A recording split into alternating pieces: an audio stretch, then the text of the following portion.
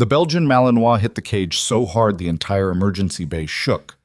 83 pounds of muscle, scars, and fury, and for one long second, nobody in that ER moved. Security officer Dale Pruitt dropped his clipboard. A triage nurse knocked over a full cup of coffee and didn't bother looking down. Dr. Marcus Holt, chief of emergency medicine at Northridge Medical Center, took 3 steps backward and put a gurney between himself and the animal. The dog's eyes were pale, almost white, and it was looking at every single person in that room like it was calculating something. Then it hit the cage again.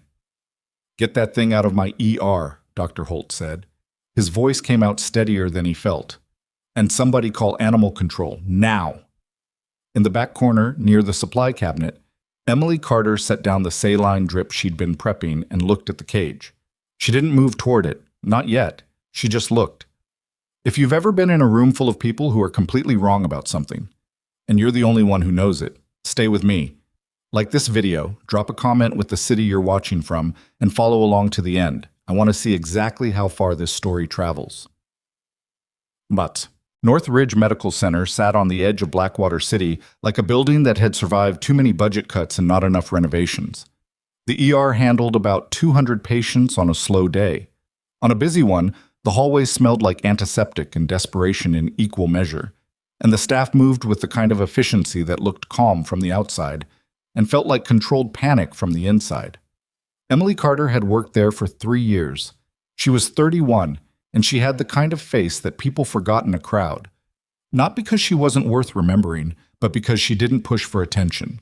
She did her job, she did it well, and when she clocked out at the end of a shift, she went home to a second-floor apartment where she kept exactly 2 things on the kitchen counter: a coffee maker and a well-worn paperback with a broken spine. Most of her colleagues knew almost nothing about her. They knew she was reliable. They knew she had a background in military health care. She'd mentioned it once, vaguely, during an orientation session her second week on the floor, but nobody had thought to ask follow-up questions. She hadn't encouraged them to. What they didn't know was that for 4 years before Northridge, Emily Carter had worked as a combat medic embedded with special operations units in 3 different countries. She had treated injuries that most emergency physicians at this hospital would never see in a lifetime of practice. She had worked in conditions where there was no backup, no equipment, and no margin for the kind of hesitation she was watching Dr. Holt perform right now. She'd also treated military working dogs. Not often, but enough. The animal in the cage had been brought in by a man named Terry Bowles, a private security contractor who operated a training facility 40 minutes outside of Blackwater City. Bowles had called Northridge directly, not animal control, not a veterinary clinic, but the hospital, claiming the dog had attacked one of his handlers and needed to be sedated before anyone else got hurt. He'd loaded it into a transport cage, driven it to the ER entrance, handed the cage over to 2 security guards who clearly hadn't been briefed on what they were receiving, and then said he'd be right back. That was 40 minutes ago. Nobody had heard from Terry Bowles since. The dog, no ID tag, no microchip information on file, no documentation of any kind, had been sitting in the cage in ER Bay 4 since then, escalating. It had gone from low growling to full aggression, and twice it had thrown its entire body weight at the cage door with enough force to rattle the hinges. A bite sleeve that Bowles had left in the back of the transport was now in 3 pieces on the floor of the cage. The animal had done that quietly, sometime during the first 15 minutes, before anyone noticed. Dale Pruitt, head of hospital security, and a man who prided himself on having handled every kind of situation that came through those doors, was now standing 8 feet back from the cage with his radio in one hand and a tranquilizer syringe in the other. He'd called animal control. Animal control had called the Blackwater City Police Department. The BCPD had sent 1 officer who took 1 look at the dog and said the word euthanize before anyone had asked for his opinion. Dr. Holt heard that word and latched onto it like a life preserver. "That's the call," he said, loud enough for the room to hear. "We document it, we have the animal put down, and we get this bay cleared. We've got a full waiting room, and I am not running an ER with that thing in it." "Sir," a junior resident, a young man named Elliot, who'd been on shift for 16 hours and still looked like he was trying to say the right thing. "Sir, We don't actually have authority to order euthanasia. That would have to go through animal control or... I'm not asking for a legal seminar, Elliot. No, I know, but if the animal belongs to someone, there's no ID, no chip, no owner on record. Holt gestured toward the cage with a kind of controlled impatience. That animal has already demonstrated it's a danger to staff, my staff, in my ER. I'll take the liability. The dog hit the cage again. 2 nurses backed away. The officer put his hand on his radio. Dale Pruitt uncapped the syringe. Don't touch him. It wasn't loud. Emily Carter said it the same way she said most things, evenly, without inflection, like she was reading something off a chart. But something about the flatness of it cut through the noise. Everyone turned. Emily was still standing near the supply cabinet. She hadn't moved toward the cage. She was just looking at the animal with an expression that nobody in the room could quite read. Not fear, not excitement, more like recognition. Excuse me? Holt turned to face her fully, and when he did, he had the look of a man who was absolutely certain he was about to deal with something tedious. Did you say something, Carter? I said don't touch him. She met his eyes. Not yet. Silence. Dale Pruitt looked at Holt. Holt looked at Emily. The dog in the cage had gone still. Not calm, but watchful. Its pale eyes tracked the room.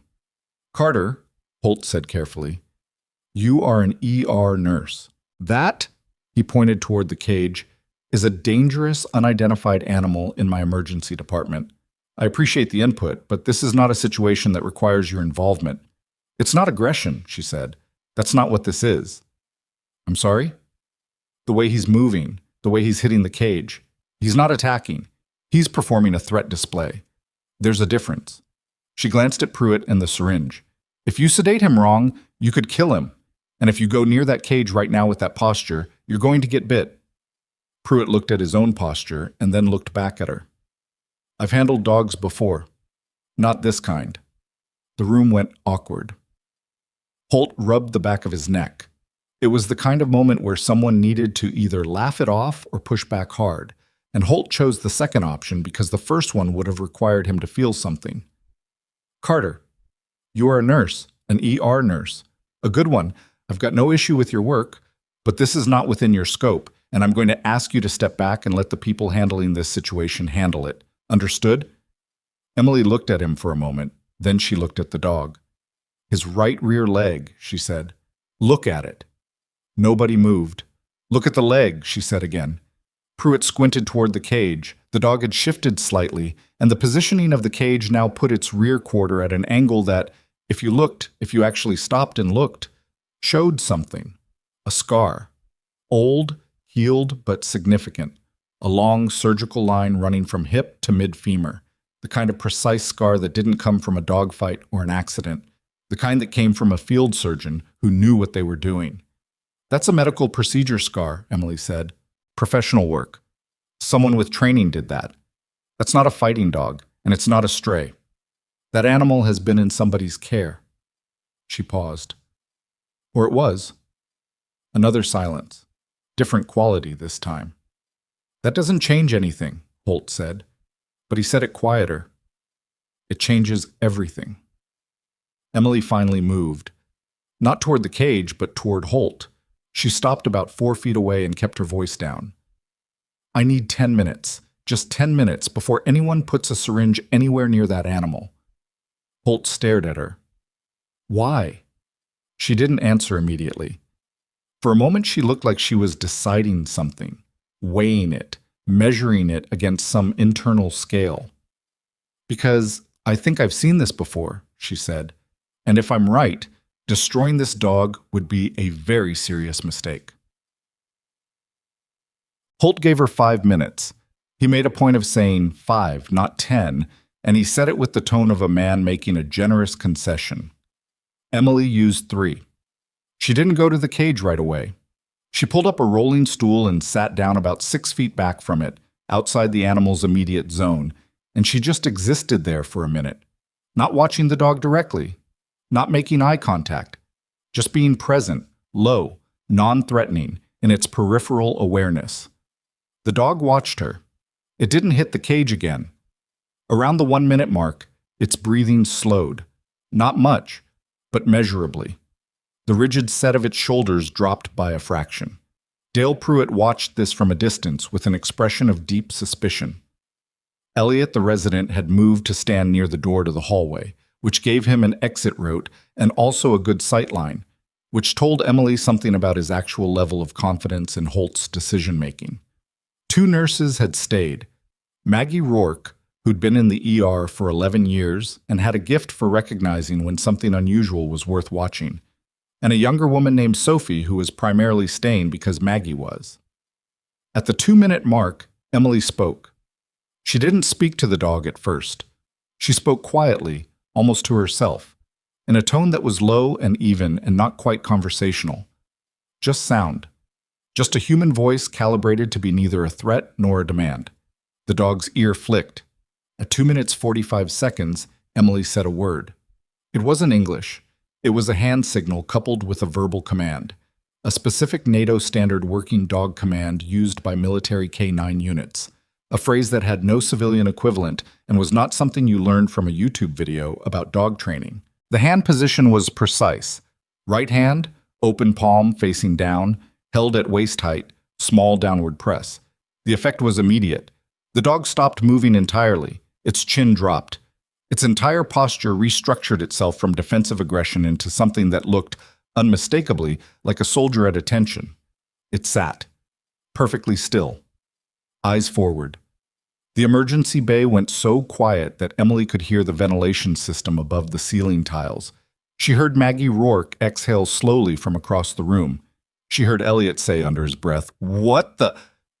She heard Holt say nothing. Emily stood up from the stool.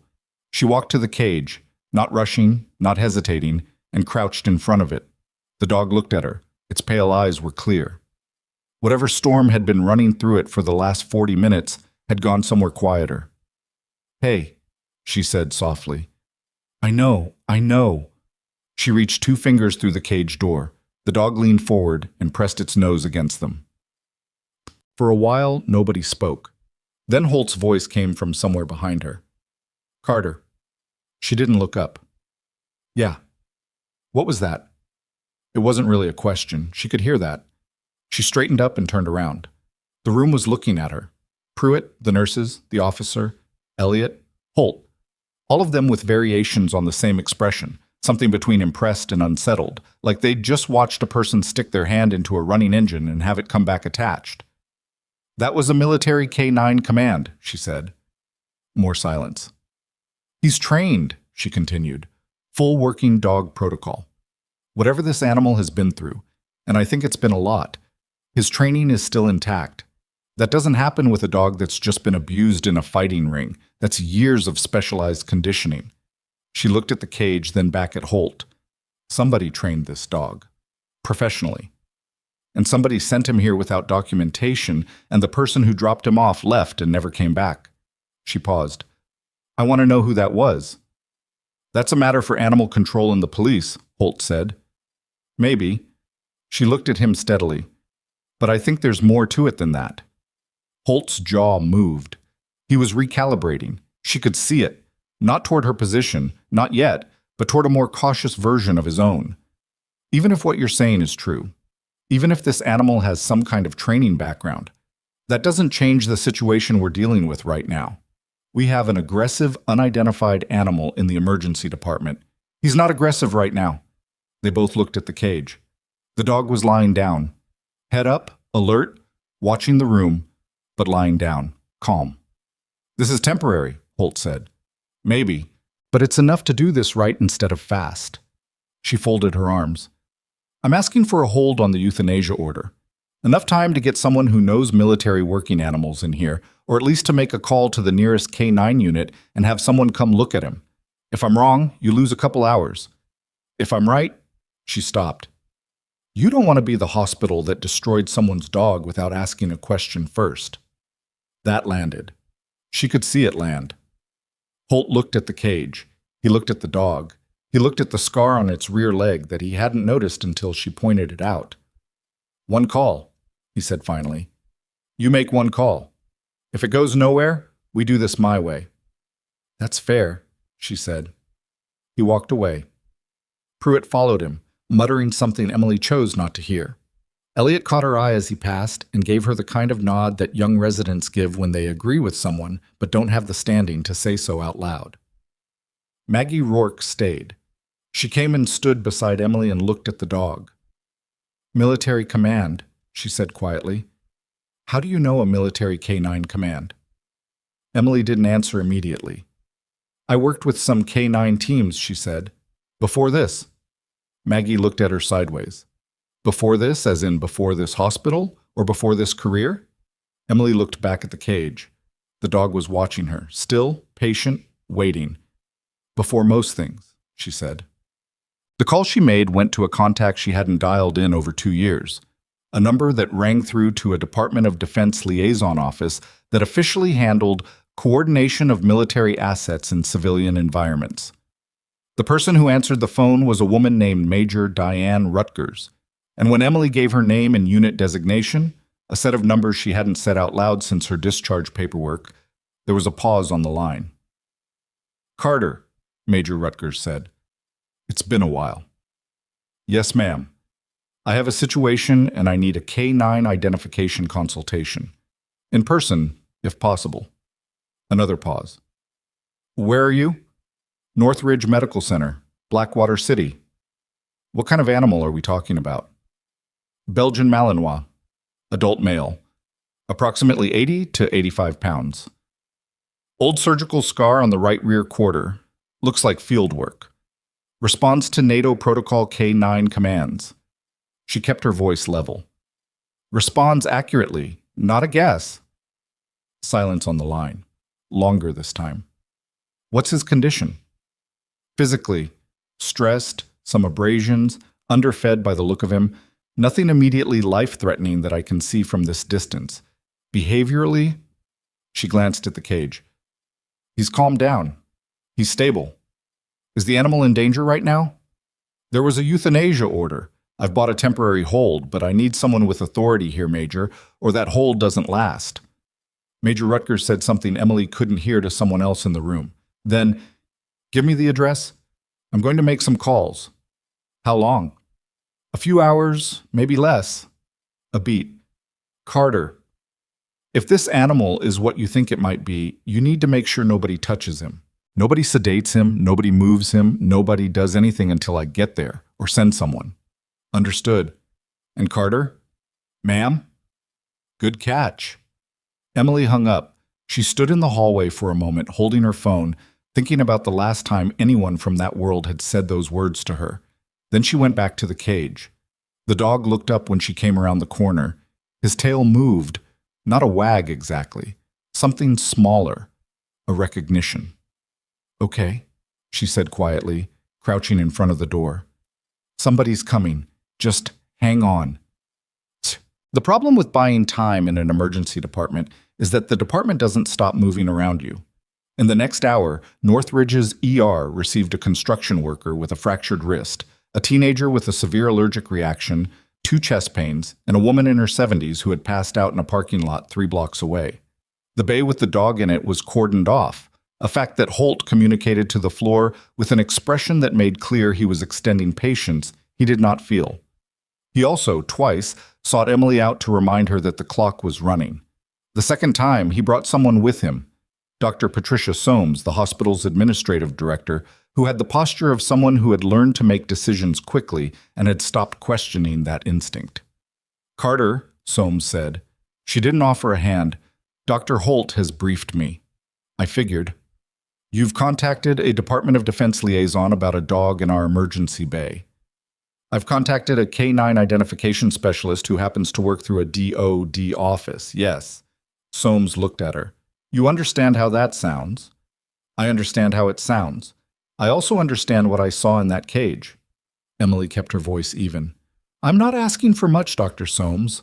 A few hours. If the consultation comes back with nothing, you lose an afternoon. If it comes back with something, what do you think it's going to come back with?" Emily hesitated. In that hesitation, just the fraction of a second it lasted, Soames caught something. She was sharp enough to see it. "Carter," she said more quietly, "what do you actually think is going on here?" "I think that dog was military, that Emily said.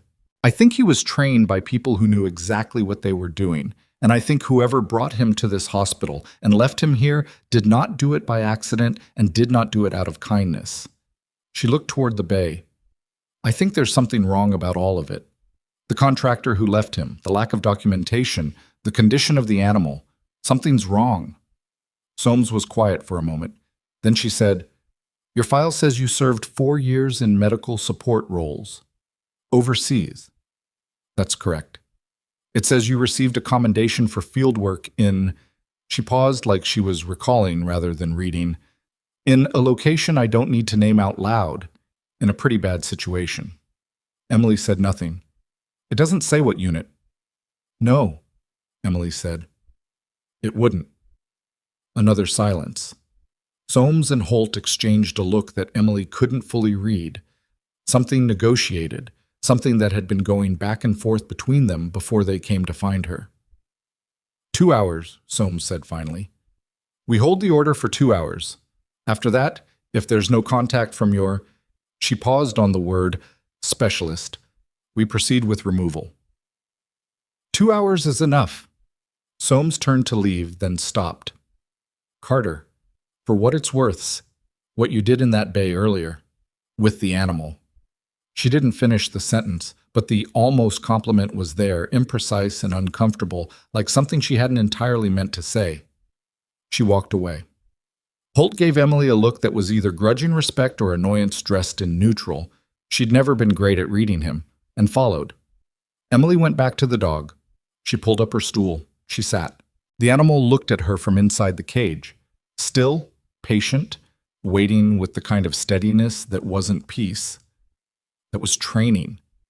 That was a dog who had learned at some point that waiting was what you did when there was nothing else you could do. She recognized it. She'd felt it herself. That specific quality of sitting still in a bad place and trusting that something would change. 73 minutes, she told him quietly. Then we need good news. The dog put its chin on its paws. Outside in the hallway, Maggie Rourke was telling Elliot something in a low voice, and Elliot was listening with the expression of someone who had revised their understanding of something important.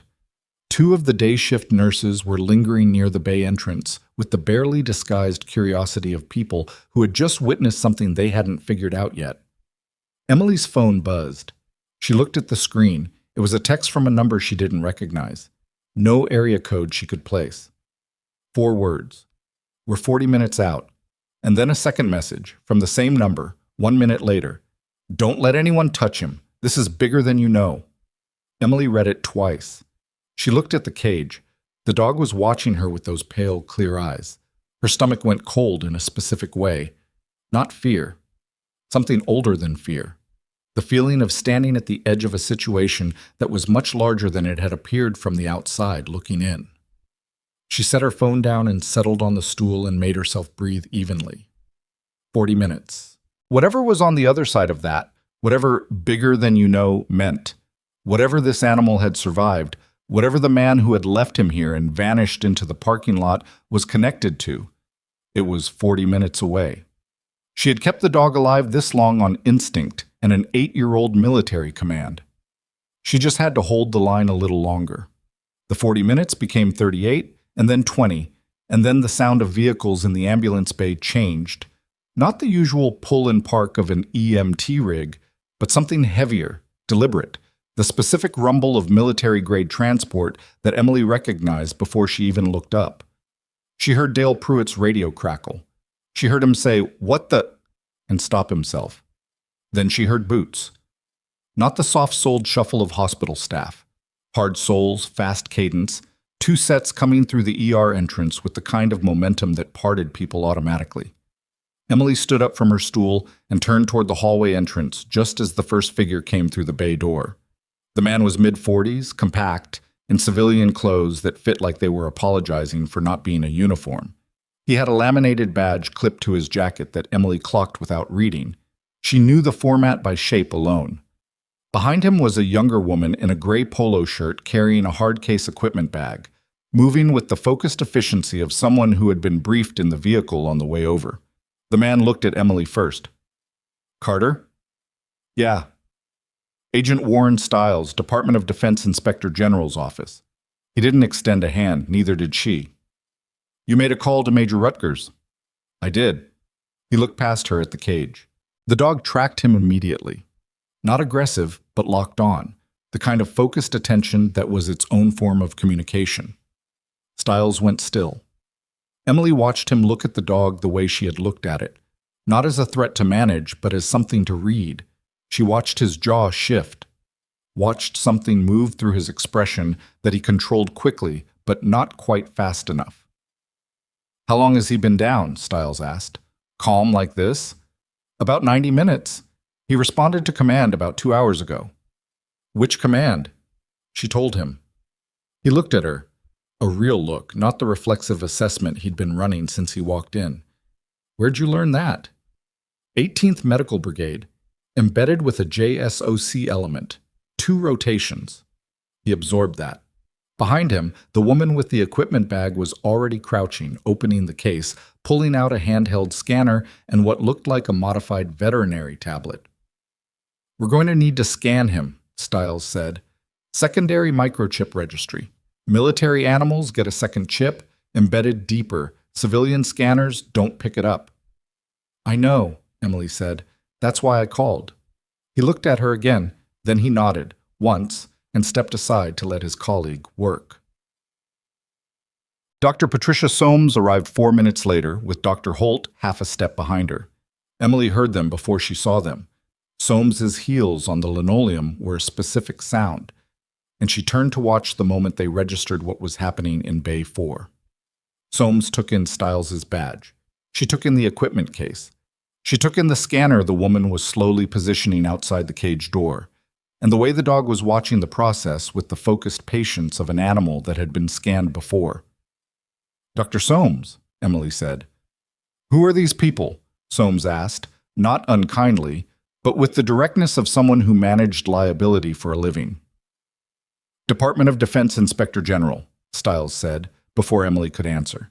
He showed Soames his badge in the efficient, practiced way of someone who showed it often.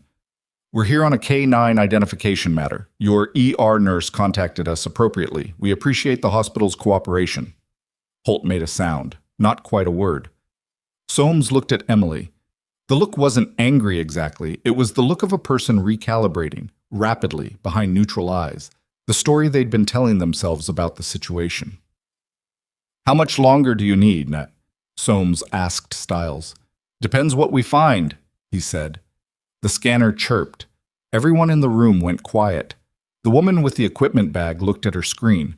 Her expression didn't change, but she stopped moving for a moment, a full second of stillness. And then she looked up at Stiles. She said, We have a hit. Stiles crossed the room in 4 steps and looked at the screen. Emily stayed where she was. She made herself stay where she was, even though every part of her wanted to close the distance and read over his shoulder. She watched his face instead.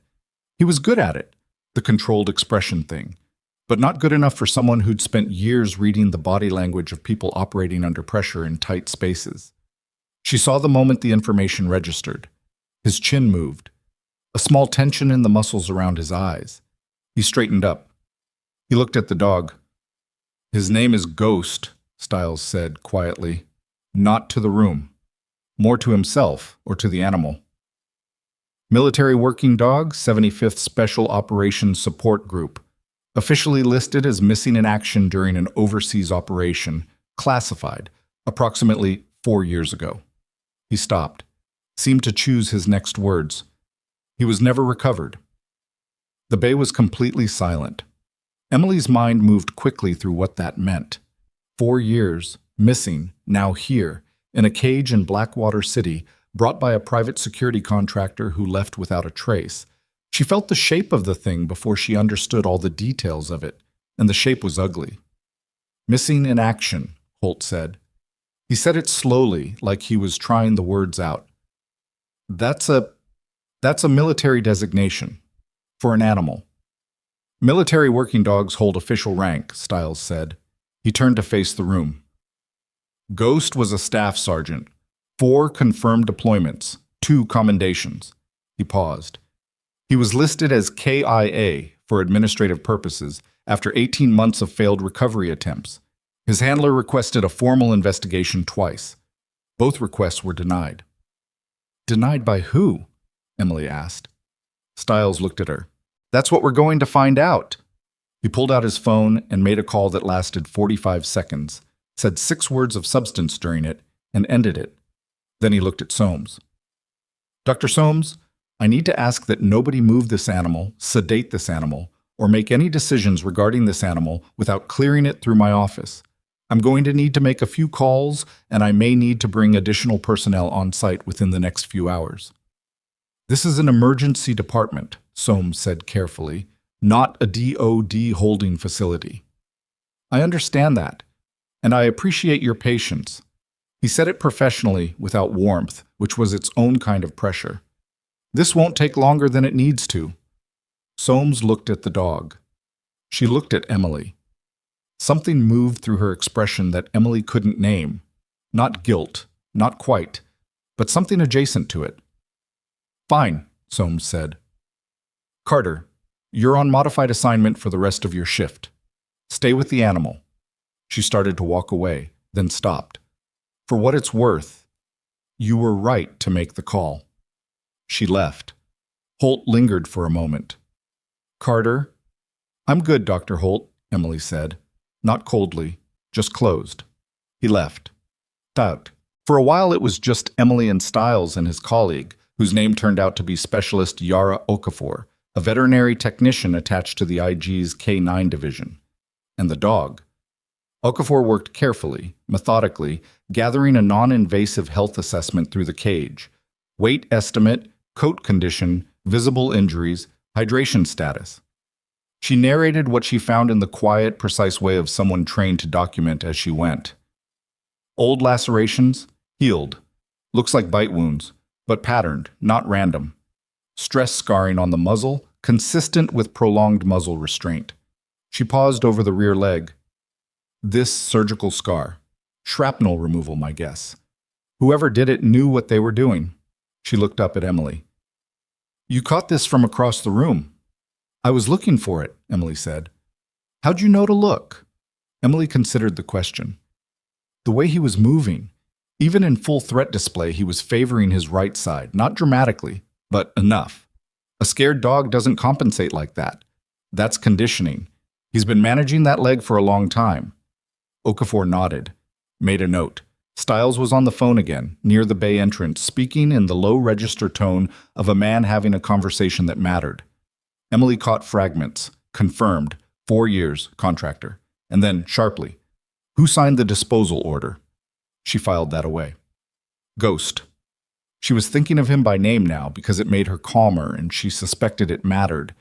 Had settled into a state of watchful rest. He tracked Okafor's movements, cataloged Stiles, returned frequently to Emily. She wasn't sure what she represented to him. Safety was too simple a word. Maybe just consistency. She was the thing that had been present and steady since the beginning. And he had learned, wherever he'd been, that consistency was the closest thing to trust you could reasonably expect. She understood that. She'd lived by the same principle for most of her adult life. He's dehydrated, Okafor said, and underfed. Not severely. Whoever had him recently was keeping him functional, but this isn't a well dog. She sat back on her heels. He's been through a lot. Can you tell how long he's been out of official military care? Okafor's expression shifted. Not pity, but something careful. Based on the scar tissue and some of the secondary stress markers? A while. Years, probably. Not continuously in the same place. She paused. Dogs like this, working dogs with his level of training, they adapt. They survive on structure even when everything else is gone. His training kept him stable. She looked at Ghost. But you can see it. There's a kind of exhaustion that goes bone deep. Emily looked at him. She could see it. It sat behind his eyes like sediment, the weight of years of being alert, being ready, being compliant with commands issued by people who were not his team, in situations that bore no resemblance to what he'd been prepared for. Hey, she said quietly. Ghost's ear tipped toward her. Almost done, she told him. The problem arrived in the form of Terry Bowles. Not in person. Bowles was still nowhere to be found, a fact that Stiles' office had apparently already flagged, because Blackwater City PD had a unit sitting on Bowles' facility address with nothing to show for it. The problem arrived as information, a phone call that came into the hospital's main line, routed through to Soames' office, from a lawyer named Garrison, who represented a private security and animal training company called Vantage K9 Solutions, headquartered in a business park 40 minutes outside the city. Soames found Emily at 4:47 p.m., and the set of her face told Emily that whatever she was about to say, she hadn't enjoyed hearing it. Vantage K9 Solutions is claiming ownership of the dog, Soames said. Emily went very still. Their attorney is saying the animal was legally transferred to them through a private contract with a, quote, Federal Asset Management Office 3 years ago. He's saying the transfer was documented and legal. He's saying that the hospital has no authority to hold the animal and that if we don't release him within 4 hours, they'll pursue legal action for unlawful detention of private property. Private property, Emily said flatly. That's the phrase their attorney used, yes.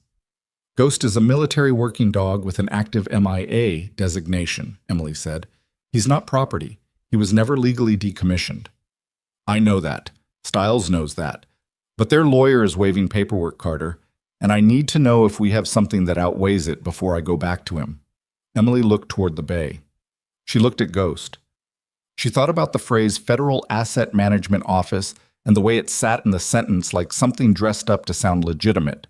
Who signed the transfer documents, she asked. The attorney didn't say. Then that's the question, Emily said, because if that transfer was real and legal, there would be a signature from someone with authority in the military chain of command. And if there's a signature, she stopped. It either belongs to someone who had the right to sign it, in which case Stiles needs to explain how Ghost has an active MIA flag, or it belongs to someone who didn't, in which case what we're looking at isn't a contract dispute. Soames studied her. What is it? Emily met her eyes. It's a forgery, or worse, it's a cover-up that went all the way up the chain of command. The color in Soames' face didn't drain dramatically. She was too composed for that, but something shifted in her expression.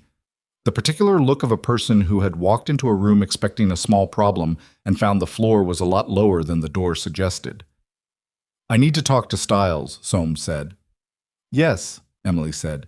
You do. Well, Stiles didn't look surprised when Soames told him about Vantage K9 Solutions. He looked like someone whose suspicion had just been confirmed, which was a different thing entirely. Less shock, more grim. Vantage, he said. He said it like the word tasted bad. Yeah, that name's come up. He didn't elaborate. He pulled out his phone again. Agent Stiles, Soames said with the measured patience of a woman who is running out of it. I need to understand what my hospital is in the middle of here. Dr. Soames, I need 48 hours. I need an answer in 48 minutes. They looked at each other. This was, Emily observed, a conversation between two people who both had authority and neither of whom was going to back down, which meant the outcome was going to depend on who had the better leverage. Stiles had it. He knew it, and so did Soames. Ghost's military designation is active, he said. The MIA flag was never formally removed. That means he is, under the Uniform Code of Military Justice and Department of Defense Directive 5200.8.8, a military asset. No private contract supersedes that designation without a formal decommission order signed by a general officer. I'm going to make a call in the next 10 minutes that will confirm that order doesn't exist, because it doesn't. And when I do, Vantage K9 Solutions attorney's paperwork becomes worthless. And if someone forged it, Soames asked, then we're not talking about an animal custody dispute anymore. Soames was quiet for a long moment. Then she said, to nobody in particular, this started as a dog in my emergency department. It was never just that, Stiles said. Emily, standing near the doorway, didn't say anything. She was watching Ghost through the bay window. He was still lying down, chin on his paws, watching the middle distance with those pale, exhausted eyes. 4 years. She kept coming back to that number. 4 years of being used and moved and never recovered, while his handler filed requests that went nowhere and someone somewhere signed papers to make him disappear properly. She thought about what that required, the layers of it. Not one person making one bad decision, but a system of decisions, a sequence of cover-ups, each one requiring the cooperation of someone with authority. She thought about Terry Bowles loading Ghost into a transport cage and driving him to a hospital and walking away. She thought about why. Not to protect Ghost. Not out of guilt. People who felt guilty didn't abandon animals in emergency bays and vanish into parking lots. People who felt guilty didn't lawyer up through Vantage K9 solutions 45 minutes after the drop-off. Bowles had brought Ghost here because he needed Ghost gone, not destroyed quietly at the facility, which would have been simpler, but gone in a way that looked accidental, transferred to a hospital, processed through normal channels, euthanized as an unidentified aggressive animal. No record connecting Bowles, no questions. The reason he needed that wasn't guilt. It was because someone was looking for Ghost, and if someone was getting close enough to make Terry Bowles nervous, then her phone buzzed. Unknown number. Different from the one before. She answered. A man's voice, low and rough, like someone who hadn't slept in a while. Is this Emily Carter? Who's asking? My name is Sergeant First Class David Mara, retired. A pause. Ghost was my dog. Emily turned away from the bay window so Stiles couldn't read her face. She pressed the phone harder against her ear. Where are you? Parking lot, north side entrance. Another pause. She could hear him breathing, could hear road noise, the particular ambient sound of a man sitting in a vehicle trying to keep it together. I've been looking for him for 3 years. I got a tip this morning that someone was trying to get him put down. His voice caught. Just barely. Is he still alive? Emily closed her eyes for exactly 1 second. He's alive, she said. He's stable. He responded to command. The silence on the other end of the line was the kind that had a shape. Something releasing, something that had been held so long it didn't know immediately how to let go. NATO standard? Mara asked finally. Yes. Another silence. Then, very quietly, that's my boy. Emily looked at the bay. Ghost had lifted his head. He was looking at the window, looking at her, and something in his posture had shifted. Subtle, not dramatic, but she'd been watching him long enough to read the change, like he'd heard something, like the air in the room had changed. Come to the ER entrance, she said. Ask for me. Don't talk to anyone else yet. Not security, not administration. Just me. What's happening in there? Mara asked. Emily glanced at Stiles through the bay window. She glanced at the information on Okafor's tablet. She thought about Vantage K9 Solutions and the lawyer and the forged transfer papers and the name Terry Bowles and the 4 years that Ghost had spent surviving whatever had been done to him. Something a lot bigger than a lost dog, she said. She hung up. She turned. Stiles was watching her through the glass with an expression she couldn't fully read, but the shape of it said, "Who was that?" She walked back into the bay. There's someone in the parking lot, she said. He says his name is David Mara. He says Ghost was his dog. Stiles went very still. How did he find this location? He asked. He got a tip, this morning. Stiles looked at Okafor. Something passed between them, fast, loaded. Carter, Stiles said slowly. If Mara is here, and Vantage's lawyer just called, then someone else already knows we found Ghost. She held his gaze. I know. Which means whoever's been covering this up, they know too. He picked up his phone. And they're moving. Outside, somewhere in the distance, Emily heard the sound of a vehicle pulling into the hospital's north lot. And then, from the main entrance, she heard something else.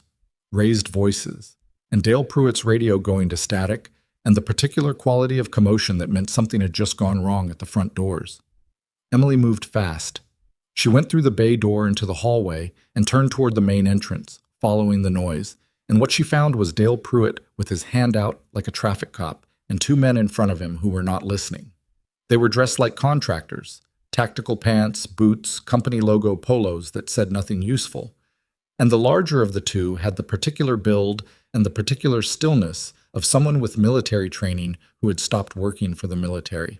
Private sector, the kind of private sector that existed in the gray space between security consulting and things nobody wrote down. "Sir, I need you to stop right there," Pruitt was saying. "We're here to collect an animal," the larger man said. His voice was flat, practiced.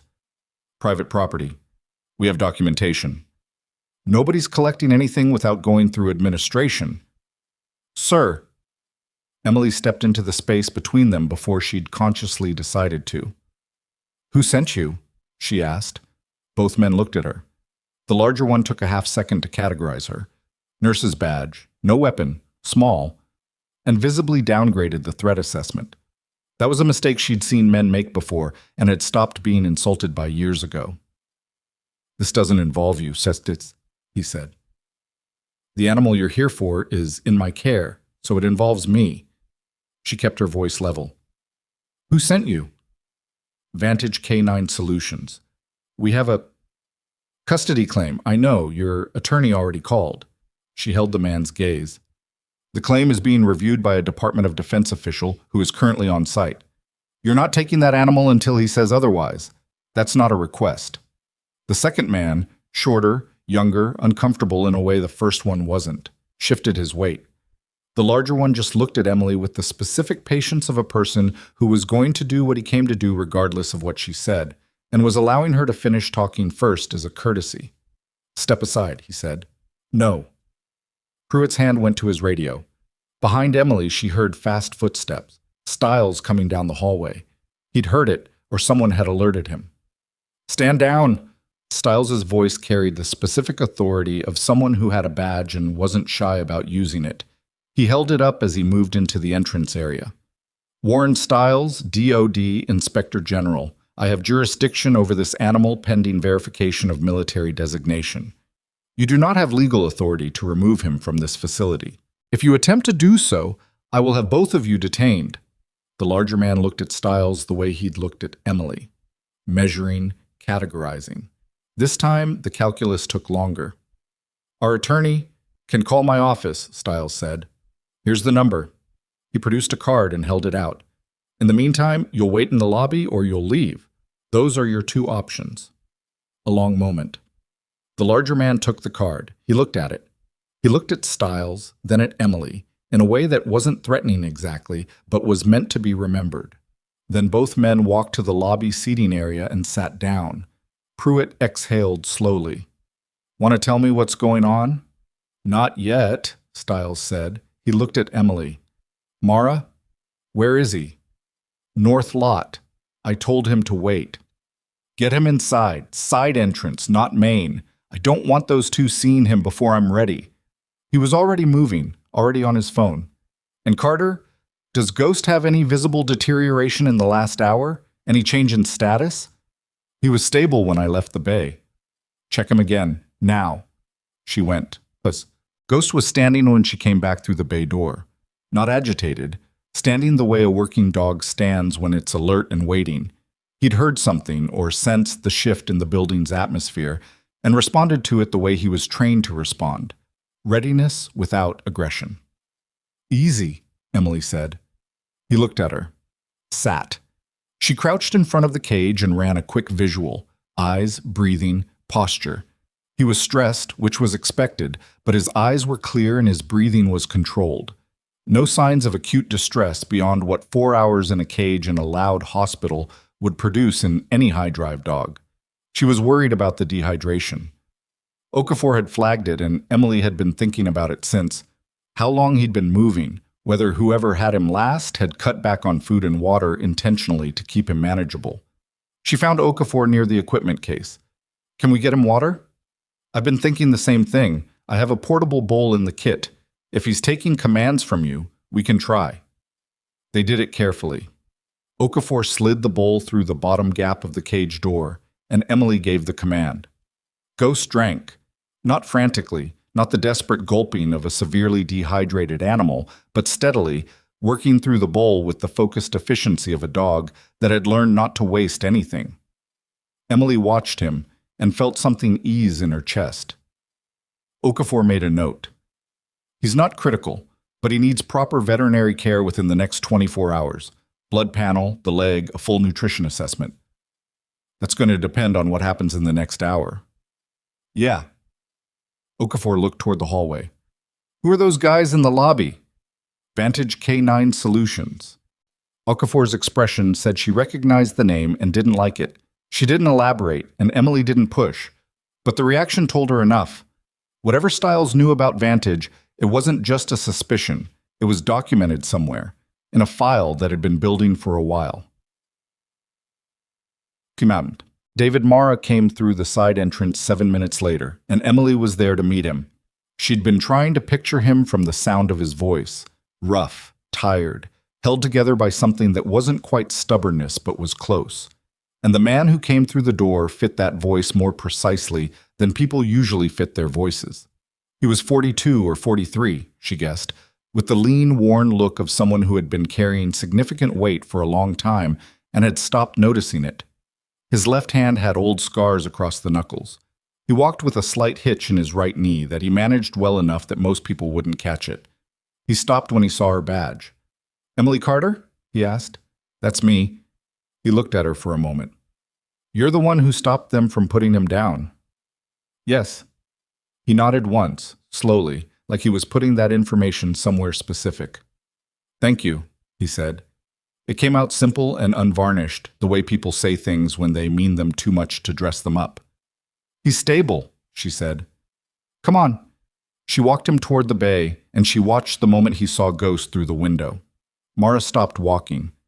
Ghost had been sitting, watching the door, and when Mara appeared in the window's frame, the dog went completely still for a half-second, a full-body pause that was almost human in quality, the kind of stillness that preceded something significant. Then Ghost stood up, and he made a sound, not a bark, not a whine, something lower and more complicated than either, and his whole body changed. The exhausted soldier posture collapsed into something raw. His tail moved. Mara pressed his hand flat against the window glass. "Hey, buddy," he said. His voice was wrecked. "Hey, I found you." Emily looked away. She looked at the floor for a moment, giving him that because some things didn't need a witness. Stiles came in 90 seconds later, and the moment shifted from reunion to business, which was necessary and also hard to watch. Mara straightened up, wiped his face with the back of his hand, and turned to face the room with the expression of a man who had practiced holding himself together in front of people he didn't know. "SFC Mara," Stiles said. "I need to debrief you. Now, not later." "I know," Mara said. "You filed 2 formal requests for a ghost recovery investigation. Both denied. First one, they said the operational record was sealed. Second one," he stopped. "Second one, I got a call from someone in my chain of command who told me, off the record, to stop filing, that if I kept pushing, I'd be flagged as a problem." "Did they use those words?" "Not exactly, but the message was clear enough." Stiles looked at Okafor. Some kind of confirmation passing between them. "Who made that call, Sergeant?"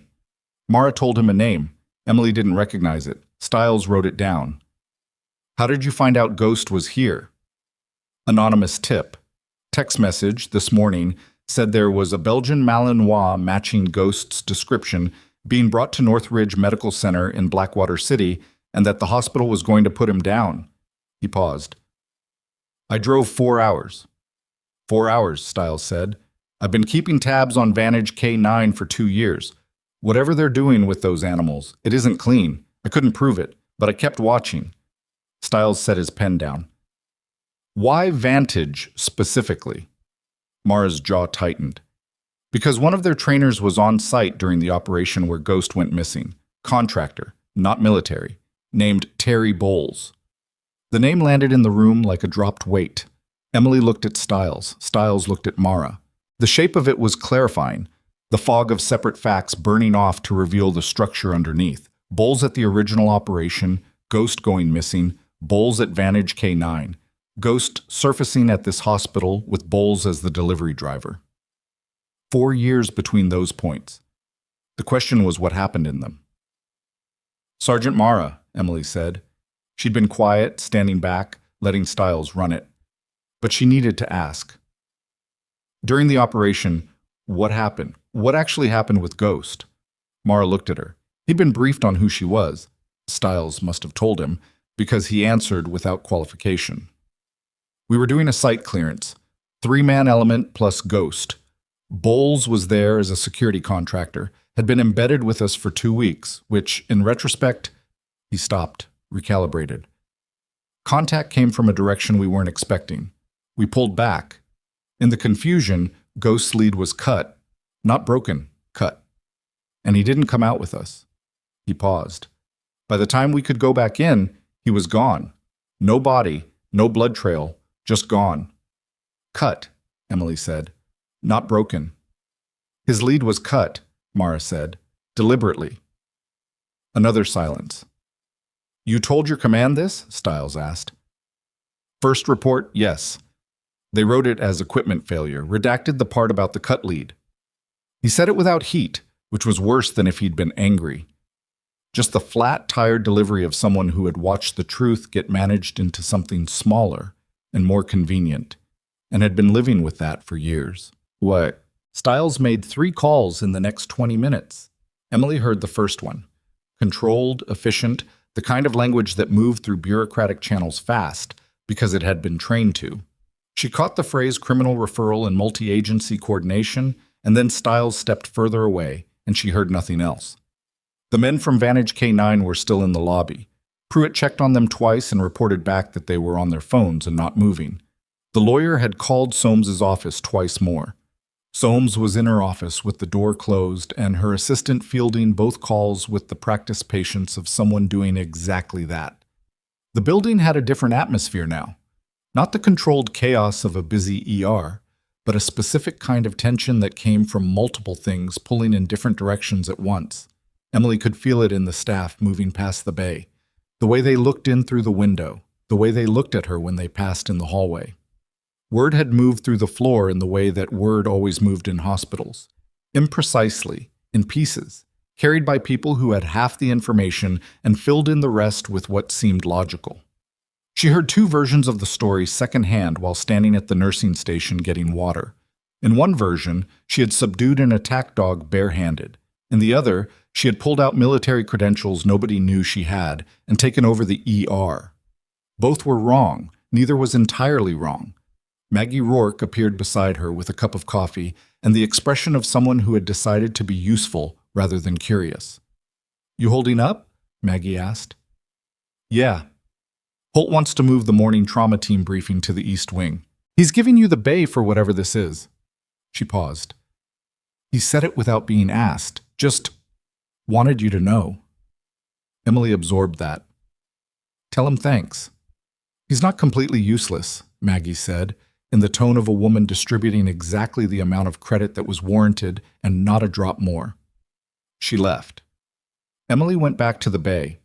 Mara was sitting outside the cage on a folding chair that Okafor had found somewhere, his elbows on his knees, talking to Ghost through the door in the low, continuous way that people talk to animals when they're not particularly thinking about the words, just maintaining the sound, the contact. Ghost was pressed against the inside of the cage door, close as he could get, and the exhaustion in both of them was the same shape. Emily watched for a moment and then looked away, because some things were private regardless of the space they happened in. Stiles found her in the hallway. His expression had moved from controlled urgent to something tighter. What? She asked. I've got confirmation, he said. The transfer documents Vantage's lawyer is waving around. There's a signature. A colonel in the logistics division of the 3rd Support Command, who supposedly authorized the transfer of Ghost to Vantage K9 Solutions as part of a... He made a short, disgusted sound. As part of a working animal equipment disposal protocol, 3 years ago. Equipment disposal, Emily said. Ghost was classified as excess equipment and transferred to a private contractor. He said it with the careful flatness of a man trying not to let his personal reaction interfere with his professional one. The colonel's name is on the document. I called his office. And? He retired 8 months ago. But more importantly, he says he never signed that document. He's never heard of Vantage K9 Solutions. And when my office pulled his signature from his official records and compared it to the one on the transfer documents, Stiles paused. It's close, But it's not his. Emily felt the cold settle in her stomach again. The same feeling she'd had reading that text in the bay. The sense of scale expanding past what she'd expected. Someone forged a colonel's signature, she said. Someone with enough access to get the formatting right, and enough connections to make sure nobody looked twice at the paperwork. He looked at her directly. This isn't just Bowles. Bowles is the bottom of this. How far up does it go? I don't know yet, but the referral I just made goes to the FBI's Public Corruption Division in addition to military CID. This is bigger than a missing dog, Carter. There's money somewhere in this. There's a reason they wanted to move Ghost through a private contractor instead of just letting him disappear. You don't forge a colonel's signature to hide something small. Emily thought about the 4 years. She thought about Ghost being moved through illegal networks. That had been Stiles' word earlier. Trafficking, said quickly and then left alone. She thought about a Belgian Malinois with a classified history and 4 confirmed deployments being passed through the hands of people who knew exactly what they had and exploited it. Working dogs like Ghost didn't just disappear. They were highly trained, highly valuable, capable of tasks that took years to develop. If you were running security operations, private, gray market, the kind that didn't need to answer to oversight, an animal like Ghost was an asset, the kind you didn't put down, the kind you used until it was used up. She thought about the condition of his leg, the stress scarring around his muzzle, the bone-deep exhaustion in his eyes. What happens to the men in the lobby? She asked. Right now, nothing. I don't have enough yet to detain them legally, but I've got a surveillance request going and their phones are going to be a very interesting document by end of day. He looked toward the lobby. I need them to think they still have time. Every call they make right now is evidence. And Bowles? Still not at his facility address, but he made a credit card transaction 40 minutes ago at a gas station 40 miles east of the city. He's running. Stiles' mouth pressed flat. He won't get far. The second escalation came from a direction Emily hadn't anticipated, which was her own administration. Dr. Soames came out of her office at 6:14 p.m. with the expression of someone who had been losing a chess match for 2 hours and had just had the board flipped on them. She found Emily in the hallway outside the bay and closed the physical distance between them with the focused urgency of someone who had run out of buffer. The board is calling me, Soames said. Emily waited. The hospital's legal department has received a formal notice from Vantage K9's attorney that they intend to file a civil suit for obstruction of lawful property retrieval. They're naming the hospital, Dr. Holt, me. She stopped. And you. Emily felt it land, but she kept her face neutral. On what grounds? They're claiming you had no authority to intervene in the animal's care, that you made representations about military credentials that you cannot substantiate, and that your actions have exposed the hospital to significant legal liability. Soames looked at her with the exhausted candor of a woman who was done managing the conversation. The board wants me to distance the hospital from your actions. They want a statement. A statement saying what? That the hospital did not authorize your actions regarding the animal, that you acted outside your scope independently. A pause. Carter, I need you to understand. I'm not telling you I agree with this. I'm telling you what I'm being asked to do. Emily looked at her. In another version of this situation, a version with less at stake or a different kind of person, she might have felt the floor shift. The specific vertigo of an institution moving to protect itself by removing you from the equation. She'd felt it before. Different contexts, same mechanics. Do what you need to do, she said quietly. Emily, I'm not going anywhere, Emily said, not defiantly, just factually. I'm not leaving this bay. If the board wants to make a statement, make it, but I'm not walking away from this until it's finished. Soames looked at her for a long time. Then she said something Emily didn't expect. What do you need? Emily blinked. To finish this correctly, Soames said. What do you need from me? Time, Emily said. And the lobby. Don't let those men leave. On what basis do I hold them? Tell them there's a documentation review that requires in-person verification. Tell them it's standard procedure for DOD adjacent matters. Give Stiles another hour. Soames considered it. And if they push back? Tell them your legal team is reviewing the paperwork. Emily almost managed something like a smile. That one's even true. Soames straightened. Something had settled in her. A decision made. 1 hour, she said.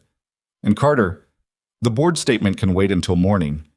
She turned and walked back toward her office. Emily let out a slow breath. Mochka.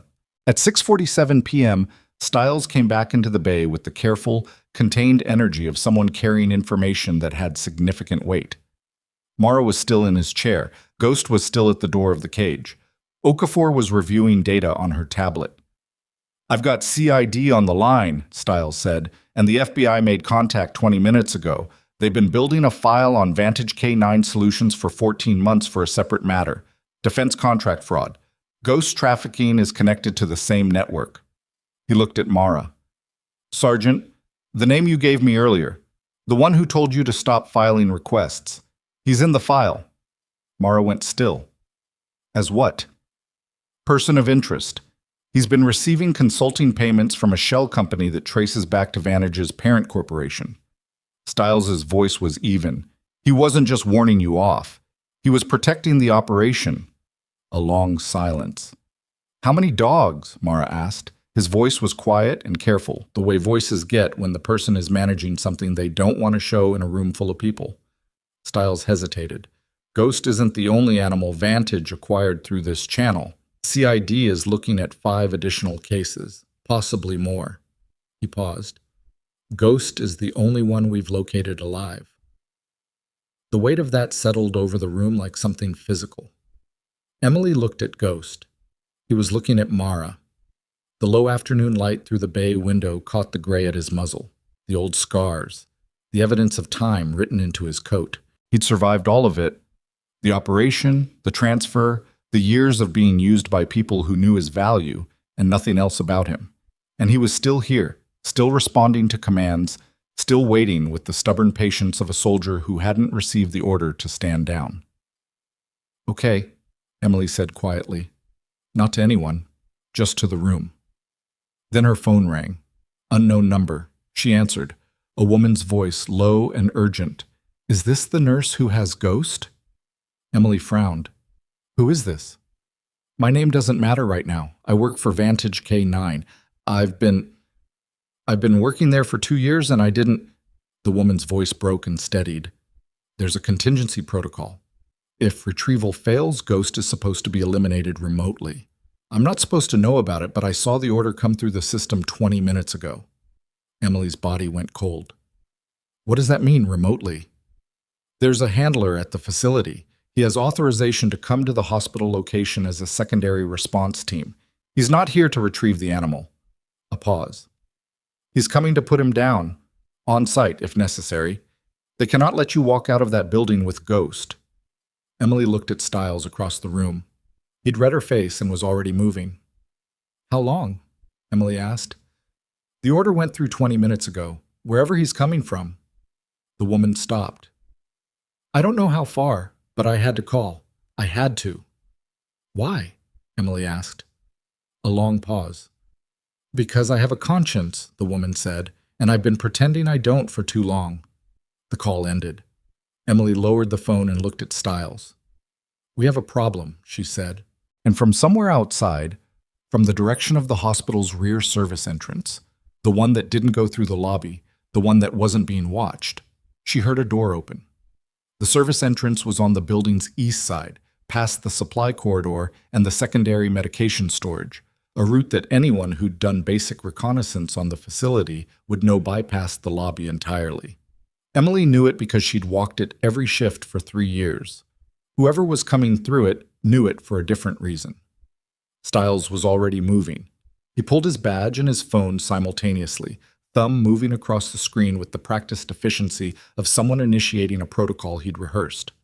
Okafor, stay with the dog. Don't open the cage for anyone. He looked at Mara. You armed? Mara reached to his right hip and showed the grip of a compact sidearm beneath his jacket. Retired, but still carrying, the habit of men who'd spent years in places where the habit kept them alive. Stay in the bay, Stiles said. Last resort only. Understood. Stiles looked at Emily. You should... I'm coming, she said. He didn't argue. There wasn't time for it. They moved into the hallway together, Emily half a step behind, and she was already running the layout in her head. Service entrance came out near the linen storage corridor, which fed into the main supply hallway, which connected to either the east stairwell or the back of the ER bay area. If someone was moving fast and knew the building, they'd go for the stairwell first and come down to the bay from the upper floor. If they were moving quietly and didn't know the layout well, they'd stick to the ground level and try to navigate to the bay directly. The sound had been a door. Just a door. It might be nothing. A maintenance worker, a delivery, a staff member coming in from a smoke break through the wrong entrance. It might not be. Stiles held up a fist at the corner of the main supply hallway, and Emily stopped. He listened. She listened. Footsteps. Ground level. Moving not fast but purposeful. The specific cadence of someone trying to be quiet while still maintaining pace. Two sounds that worked against each other and produced a tell in the rhythm. One person. Stiles stepped around the corner. The man was 40 feet away, dressed in dark civilian clothing, carrying nothing visible in his hands, but with the bulk at his left hip that indicated a holstered weapon. He was mid-30s, compact, with the focused expression of someone who had been given a task and was running the execution rather than thinking about what the task meant. He saw Stiles and stopped. "Federal officer," Stiles said. His voice was flat and loud enough to carry.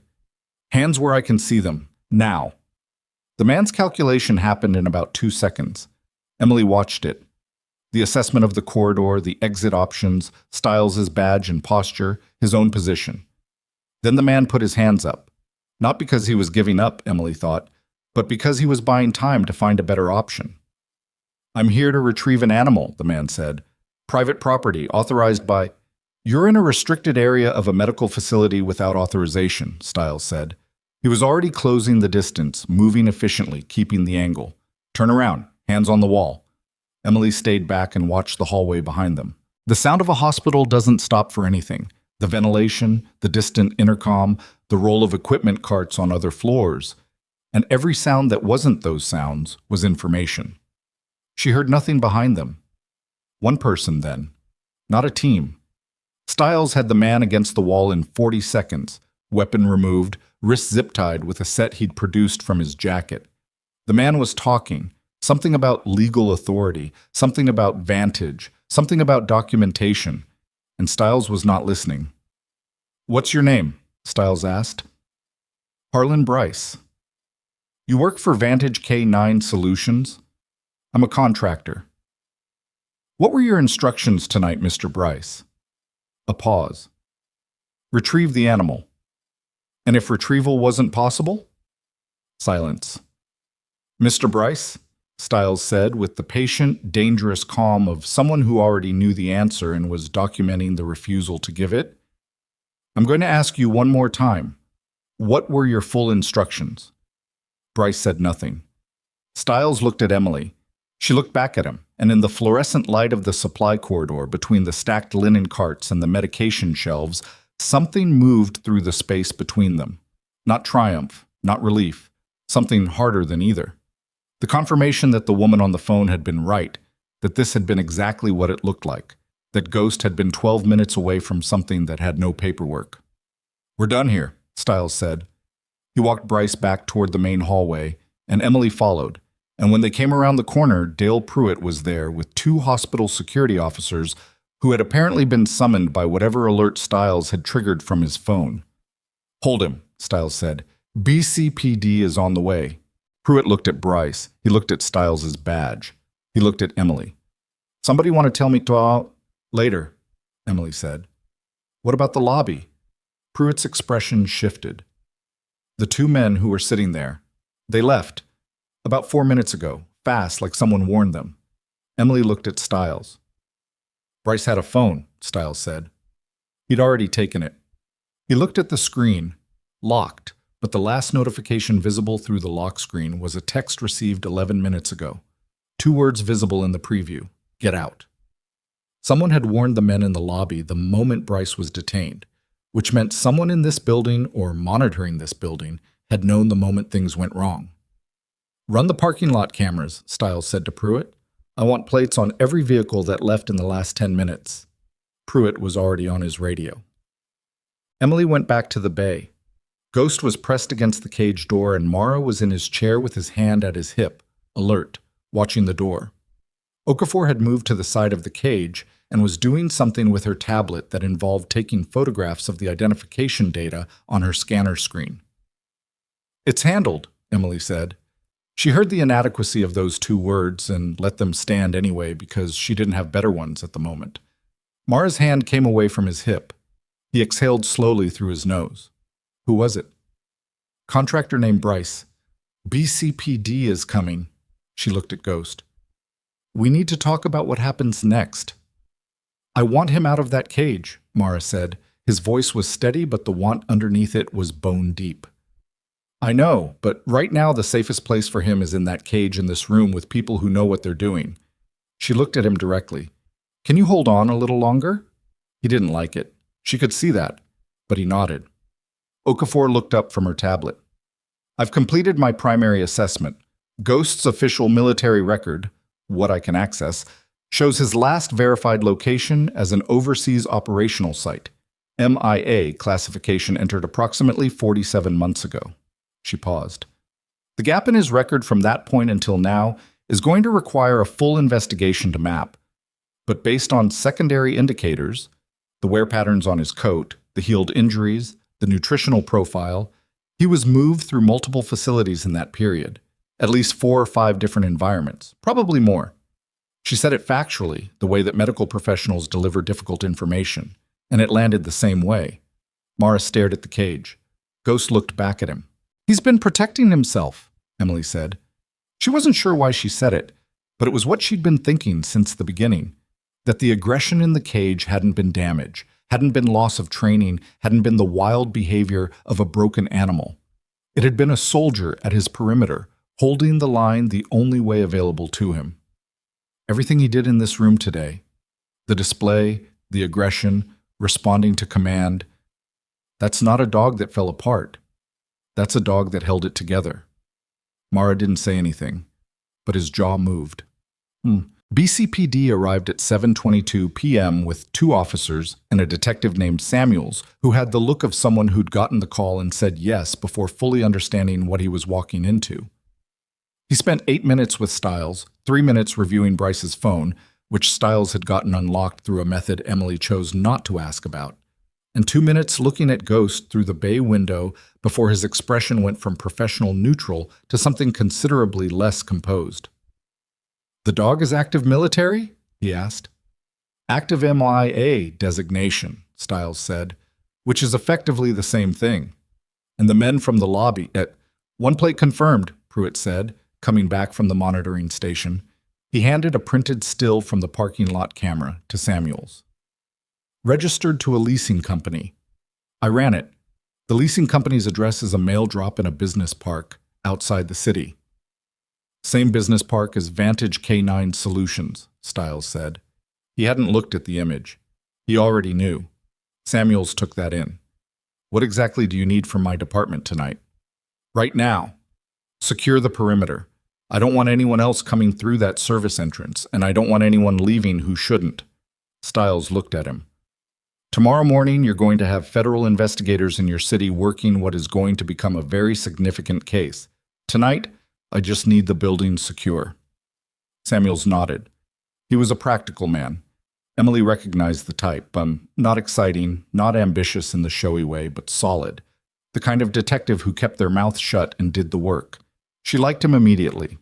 She also noticed that Stiles had not mentioned the forgery, or the colonel's name, or the FBI's 14-month file on Vantage K9. He was managing the information carefully, giving the BCPD enough to be useful without giving them enough to complicate the federal case. It was a delicate balance, and he was running it well. She filed that observation away and didn't comment on it. At 7:51 p.m., Stiles' phone rang. He stepped out of the bay and took it. The call lasted 9 minutes, the longest 9 minutes of Emily's evening, during which she sat on her stool next to Ghost's cage and listened to the particular quality of silence that descends on a space after a lot of noise and means either that things are getting better or that they are about to get significantly worse. Mara sat across from her. They didn't speak. There wasn't anything obvious to say. When Stiles came back in, he looked different. Not relief. That would come later, if it came at all. But something had shifted in him, a loosening of the specific tension that comes from managing a situation without full authority. He had full authority now, or something close enough to it. The FBI's Public Corruption Division has opened a formal investigation, effective immediately, in conjunction with military CID, he said. Ghost's status is officially reclassified from MIA to recovered. He's under federal protective custody pending the investigation. He looked at Mara. The IG's office is requesting that you remain available for an extended debrief, starting tomorrow. I'm not going anywhere, Mara said. Stiles nodded. Then he looked at Emily. The name Vantage K9's lawyer gave as the authorizing official on Ghost's transfer, the colonel, whose signature was forged, has been contacted by CID and has agreed to provide a formal statement. He also provided the name of the person who actually processed the transfer paperwork on the military side.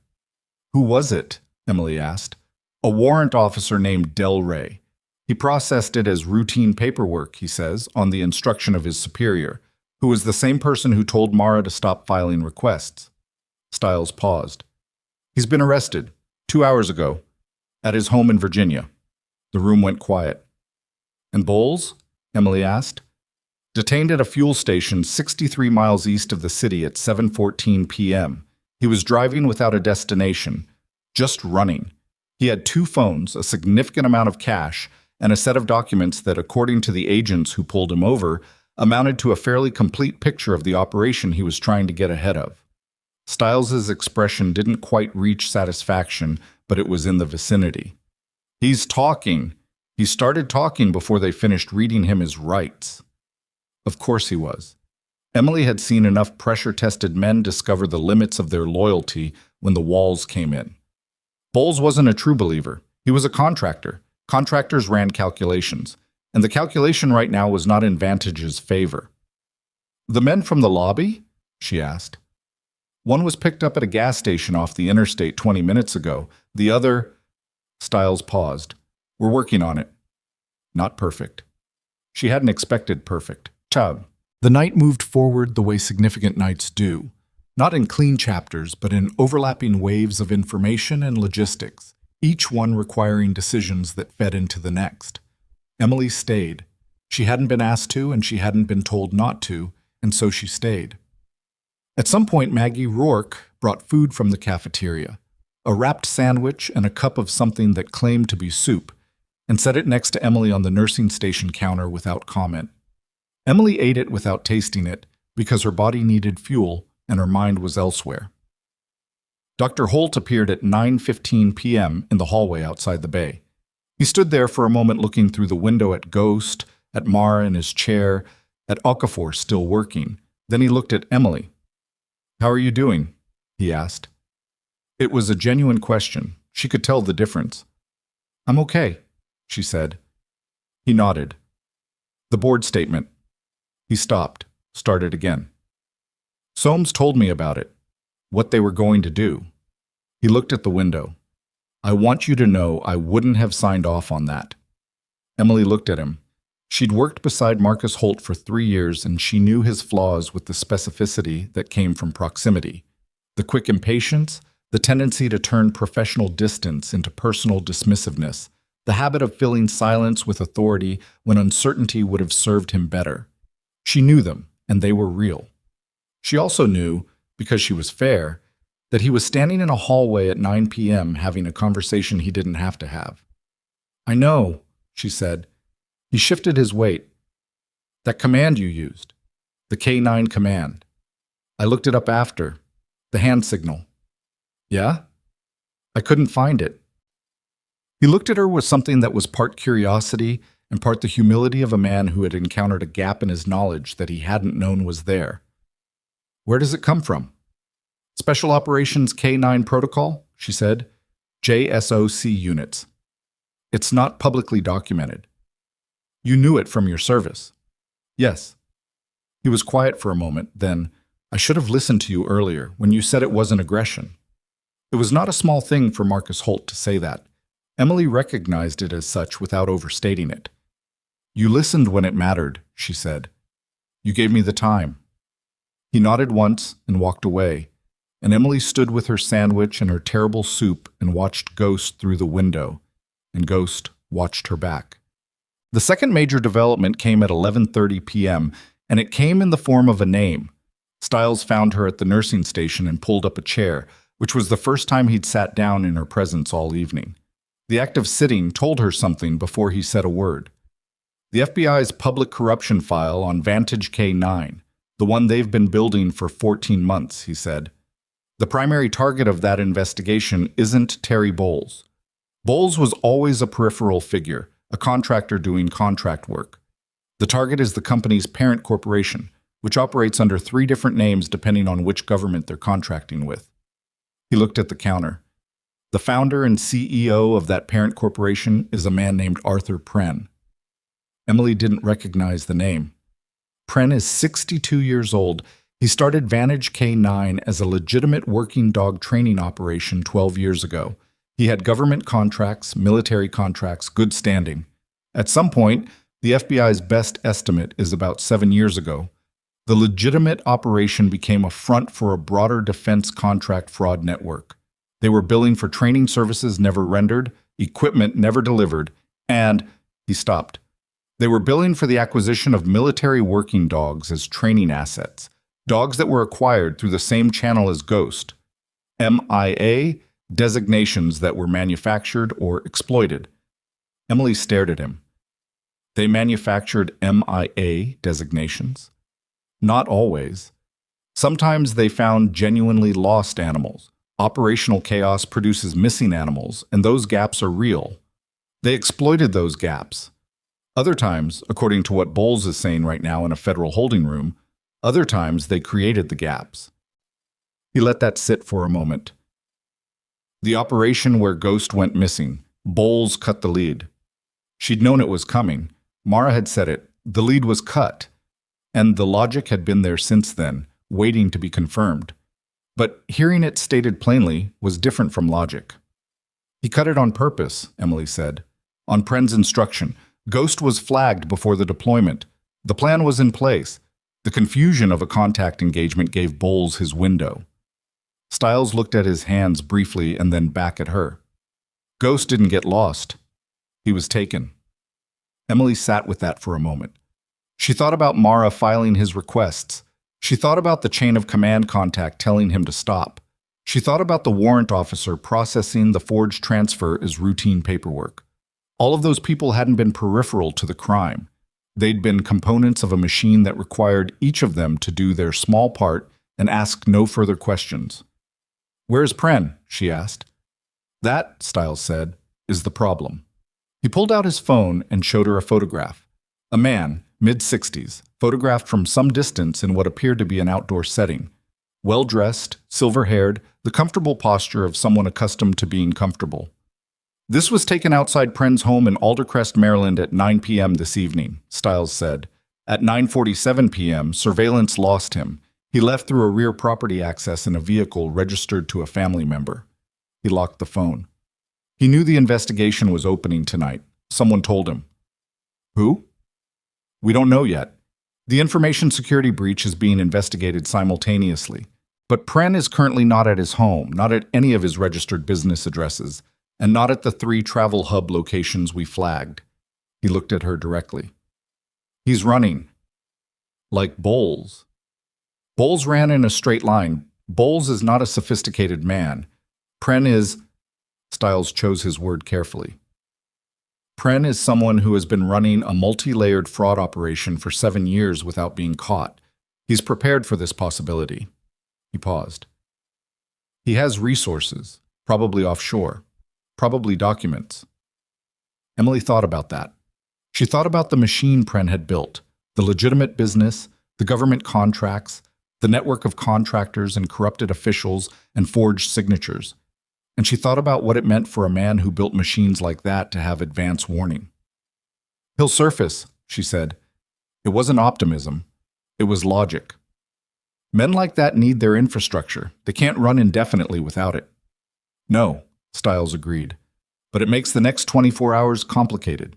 Well, at midnight, Okafor finished her assessment documentation and printed it remotely to Stiles' field printer.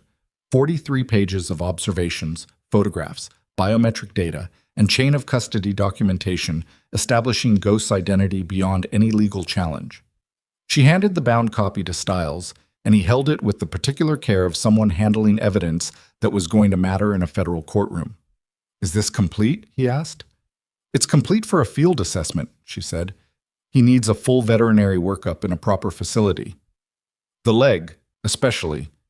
The old shrapnel wound has some structural impact on his gait that needs imaging. And honestly, the psychological assessment from a K9 specialist would be appropriate." She paused. "He's functional, he's resilient, but what he's been through over 4 years needs to be properly documented and treated. We'll arrange it." Stiles looked at Ghost. "We have a K9 rehabilitation unit at Joint Base Langley Eustis. They deal specifically with returned working dogs." He looked at Mara. "He'd be there." Mara absorbed that. "When?" "Tomorrow. We'll arrange transport in the morning." Stiles looked at Emily. "I need to ask something." "Go ahead." "When this goes to federal court, and it will, the chain of events that led to Ghost's identification and protection is going to matter. Your actions today, your calls, your testimony regarding Ghost's behavior, and the command response. That's going to be part of the case record." "I know," she said. "Are you prepared for that?" She looked at him steadily. "I've given testimony in difficult situations before." "Yes, I'm prepared." He nodded. "Then I'd like to formally document your involvement as a material witness to the recovery and protection of a federal asset. That protects you legally from anything Vantage or their attorneys attempt, and it ensures your role is on the record." "Fine," she said. "Whatever you need." The collapse came publicly, and it came in pieces, the way real collapses do. Not one dramatic moment, but a sequence of events that each made the next inevitable. At 2:14 a.m., the FBI issued a press release that was understated by design, 5 sentences long, confirming that a federal investigation had been opened into defense contracting fraud and the illegal trafficking of military working animals. It named Vantage K9 Solutions. It named Arthur Pren as a subject. It did not name Ghost, because Ghost was evidence and evidence had protections. By 6 a.m., 3 national news organizations had the story. The version that moved across the morning cycle was broader than the press release.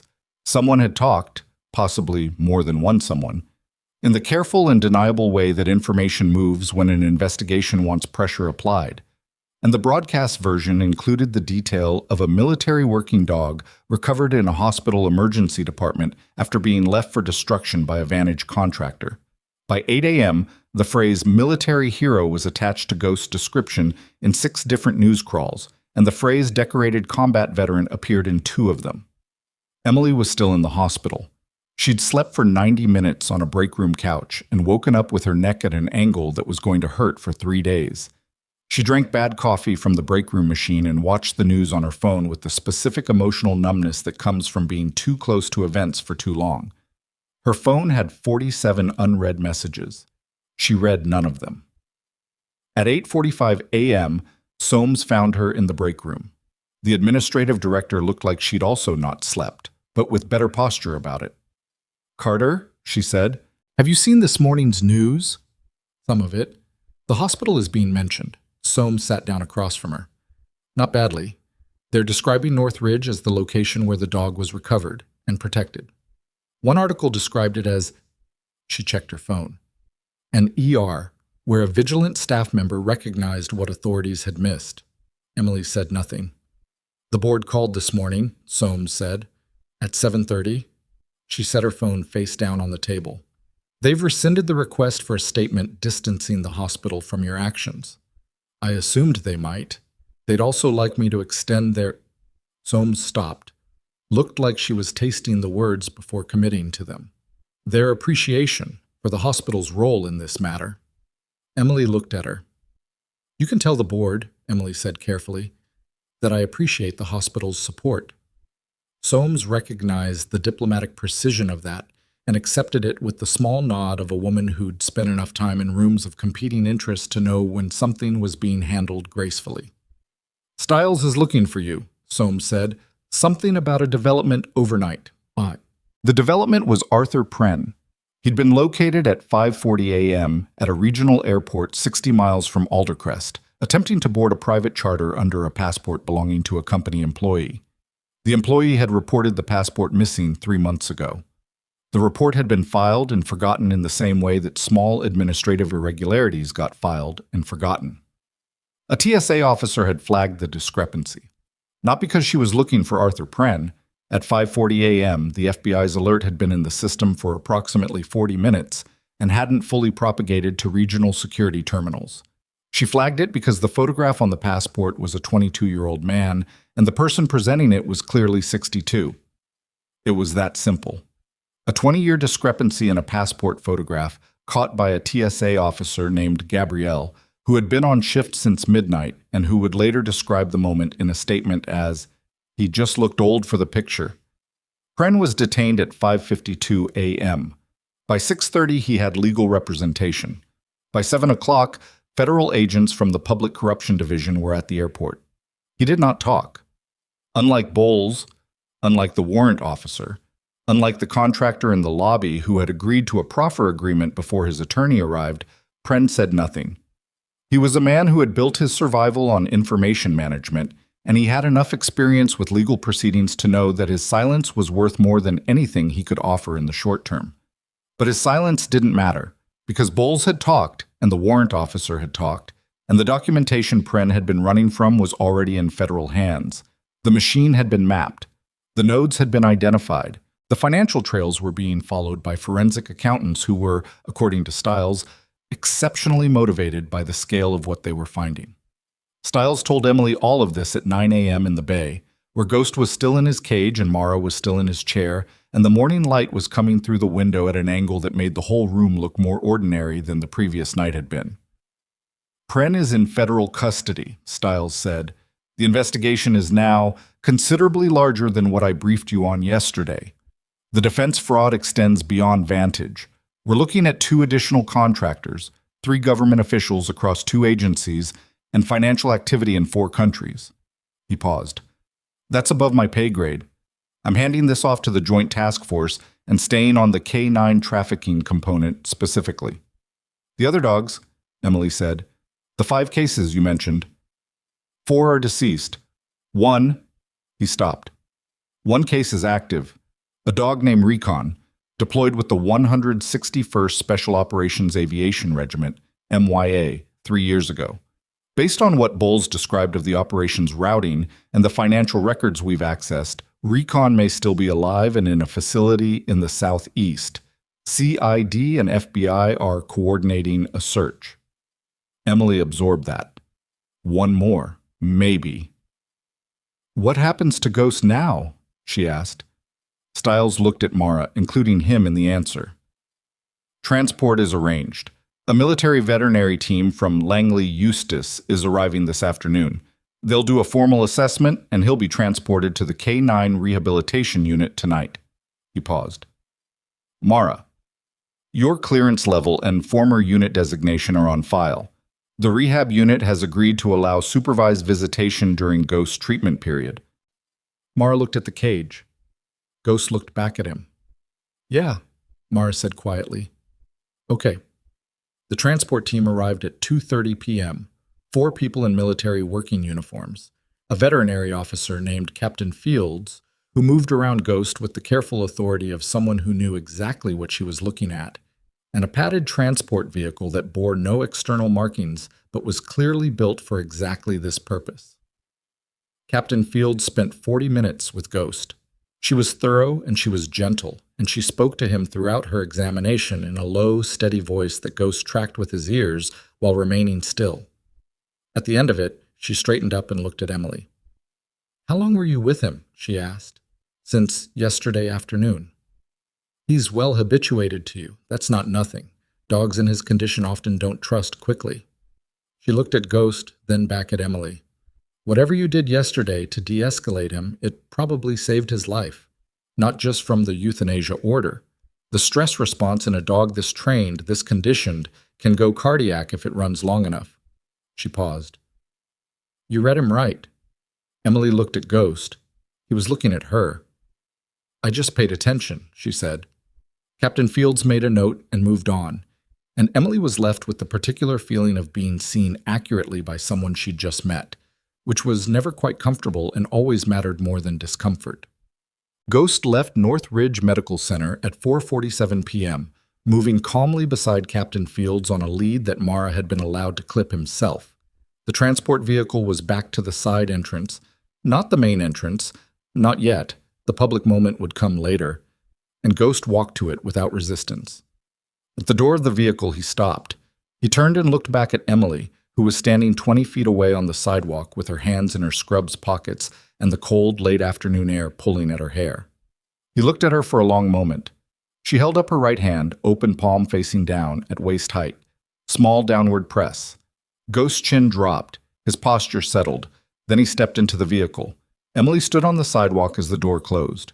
She stood there after the vehicle pulled away, in the quiet that follows significant things, and she felt the weight of the last 24 hours begin to settle into her body all at once. The exhaustion, the adrenaline debt, the particular cost of holding the line alone for a long time in a building full of people who weren't sure she should. Her phone buzzed. She looked at the screen, a number she'd seen once before, the unknown number that had sent the first text, the one that said, "We're 40 minutes out, and this is bigger than you know." A new message. 3 words. "Thank you, Sergeant." Her old rank. The one that was not on her hospital badge, not in her North Ridge personnel file, not in any record that a civilian organization would have access to. She stared at the message. She looked up at the building in front of her. North Ridge Medical Center, Blackwater City. The place where she had spent 3 years being a good ER nurse and being exactly nothing else to most of the people who worked beside her. She looked back at the phone. A second message arrived from the same number, 5 seconds after the first. "There's something you need to know about the operation where Ghost went missing. Bowles wasn't the only one who cut a lead that day.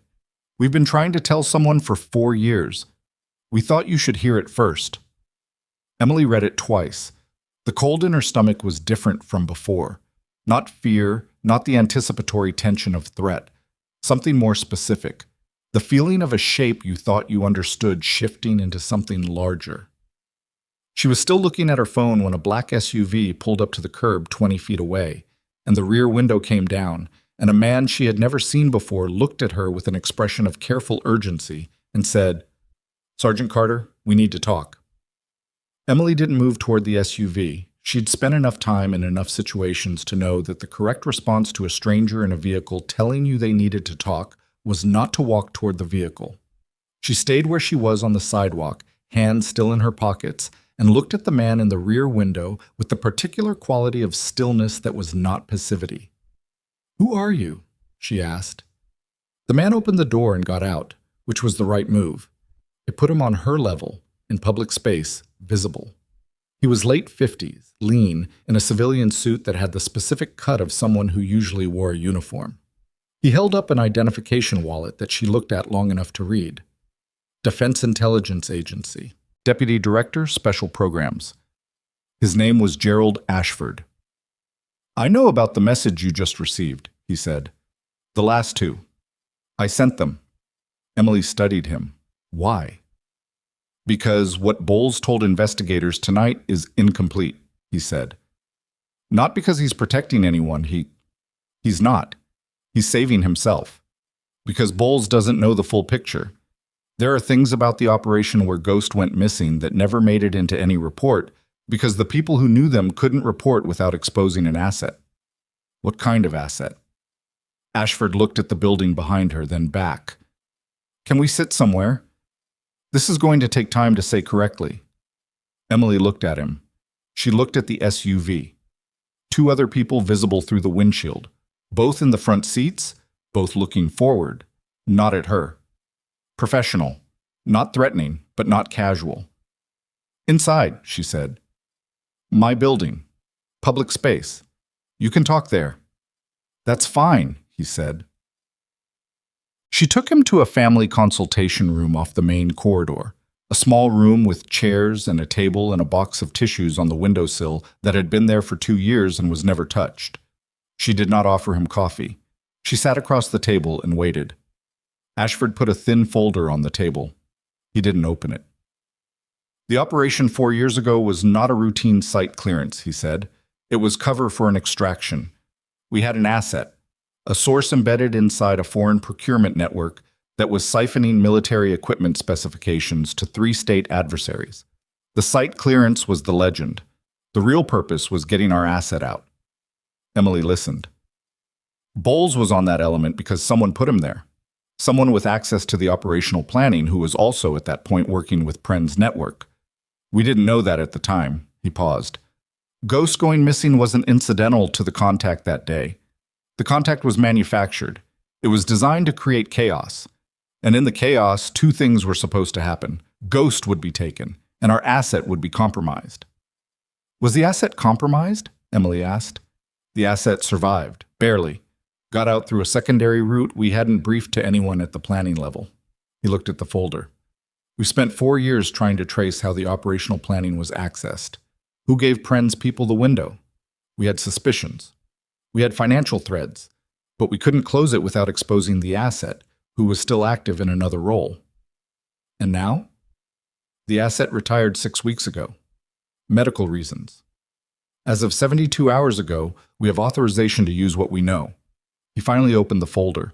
1 page, a name, a photograph, a set of financial records condensed into a single summary sheet. The person who gave Pren's network access to that operation was a lieutenant colonel named Raymond Carver. He was assigned to the 3rd Support Command's Planning Division. Emily looked at the photograph. She didn't recognize the face. The same command structure that processed the forged transfer paperwork, she said.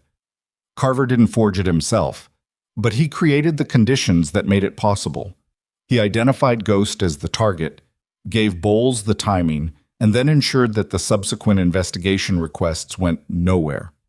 Ashford looked at her. He's the person who called Mara, who told him to stop filing. Emily sat with that. The architecture of it was clarifying completely now. Not just a fraud operation exploiting gaps in the system, but a deliberate, coordinated act of sabotage with a specific military operation at its center. Ghost had not been collateral damage.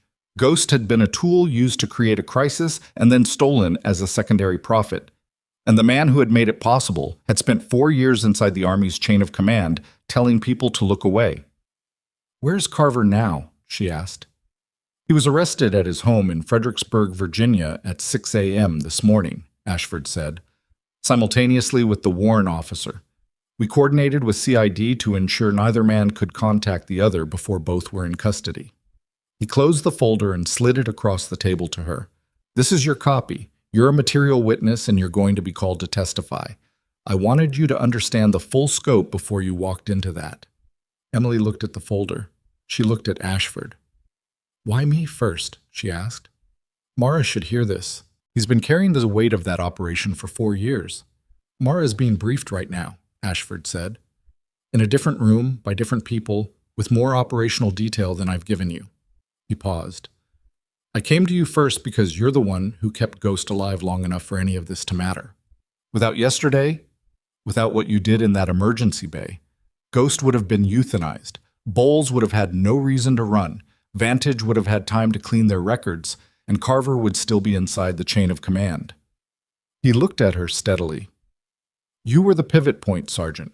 I wanted you to know that from someone with the full picture." The word sergeant again. Her old rank from a man who had no business knowing it unless he'd gone looking. "You pulled my service record," she said. "I did." "Why?" He was quiet for a moment. "Because when Major Rutgers got your call yesterday, she flagged it upward. Your name, your unit designation, the fact that you'd identified a military working dog by behavior and command response after 3 years as a civilian nurse in an ER." He paused. "People in my line of work notice when someone's been sitting quietly in a place they're overqualified for and then demonstrates exactly why they were overqualified." He stood up. "We're going to need good people in the years ahead, Sergeant Carter. When this is finished, when you've testified and the case is closed, I'd like to have a conversation about what comes next for you, if you're interested." He left her with the folder and the box of tissues and the particular silence of a room where difficult things had been said clearly. Emily sat there for a moment. She looked at the ceiling. She thought about 3 years of being Emily Carter, ER nurse, the woman whose opinion meant nothing in a department meeting, whose combat medical experience had been noted once and never mentioned again, whose past had been a closed room she carried without anyone asking about the key. She thought about yesterday morning, before any of this, when the hardest thing she'd faced was a double shift and a difficult patient and the ordinary weight of a job she was good at in a place that had no idea how good. She thought about Ghost pressing his nose against her fingers through the cage door. She picked up the folder. She stood up. She walked out. The public accounting happened in waves over the following weeks, and Emily watched most of it from a distance, the way you watch weather move across a landscape. Present, unavoidable, shaping everything, but operating on a scale that made individual observation feel small. Arthur Pren was indicted on 41 counts. Federal charges covering defense contract fraud, conspiracy, obstruction, and Ashar, the charge that the news coverage returned to most often, conspiracy to traffic military working animals. His legal team entered a not guilty plea with the specific confidence of expensive attorneys who had done this before. 3 weeks later, when the financial evidence was formally entered into the discovery record, and Pren's own accountants began cooperating with investigators, the confidence became considerably less specific. Terry Bowles pled guilty to 7 charges in exchange for a cooperation agreement. He received 12 years, with eligibility for reduction based on the value of his testimony. His facility outside Blackwater City was seized under asset forfeiture. A federal inspection of the property found records pertaining to 4 additional military working animals. Lieutenant Colonel Raymond Carver, the name Emily had not recognized, the face she'd studied in a consultation room on a cold evening, was charged with conspiracy, theft of government property, obstruction of military justice, and aiding and abetting the trafficking of military assets. He faced a court-martial in addition to federal prosecution. At his arraignment, he said nothing. His photograph was on the front page of 2 newspapers the following morning, and in both of them he had the look of a man who had spent years being certain the moment he was in would never come. The warrant officer who had processed the forged transfer paperwork cooperated fully, received a reduced charge, and testified in detail about the chain of instruction that had moved from Carver to Pren's network and back.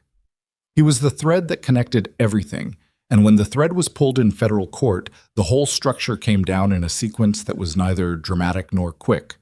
It was the grinding, methodical collapse of something built on concealment, exposed to documentation. Vantage K9 Solutions was formally dissolved by court order in the second week.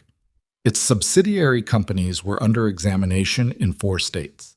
The private security contracts it held with 2 government agencies were suspended pending the investigation's findings, which meant that somewhere in federal buildings in Washington, program managers who had signed those contracts were having very uncomfortable conversations with their legal departments. Harlan Bryce, the man who had come through the service entrance of Northridge Medical Center intending to reach Ghost, pled guilty to 1 count of criminal trespass and 1 count of conspiracy. He had retained counsel and tried, initially, to argue that he hadn't known the purpose of his instructions. The text message on his phone, the one that showed he'd been coordinating with the men in the lobby and had received the get-out warning, made that argument untenable. The second Vantage operative from the lobby was picked up at a regional bus station 4 days after the night at Northridge. He'd been moving carefully, using cash, but cash only works if you know where you're going, and he hadn't known where he was going because the network that would have helped him had been systematically dismantled in the time he spent running.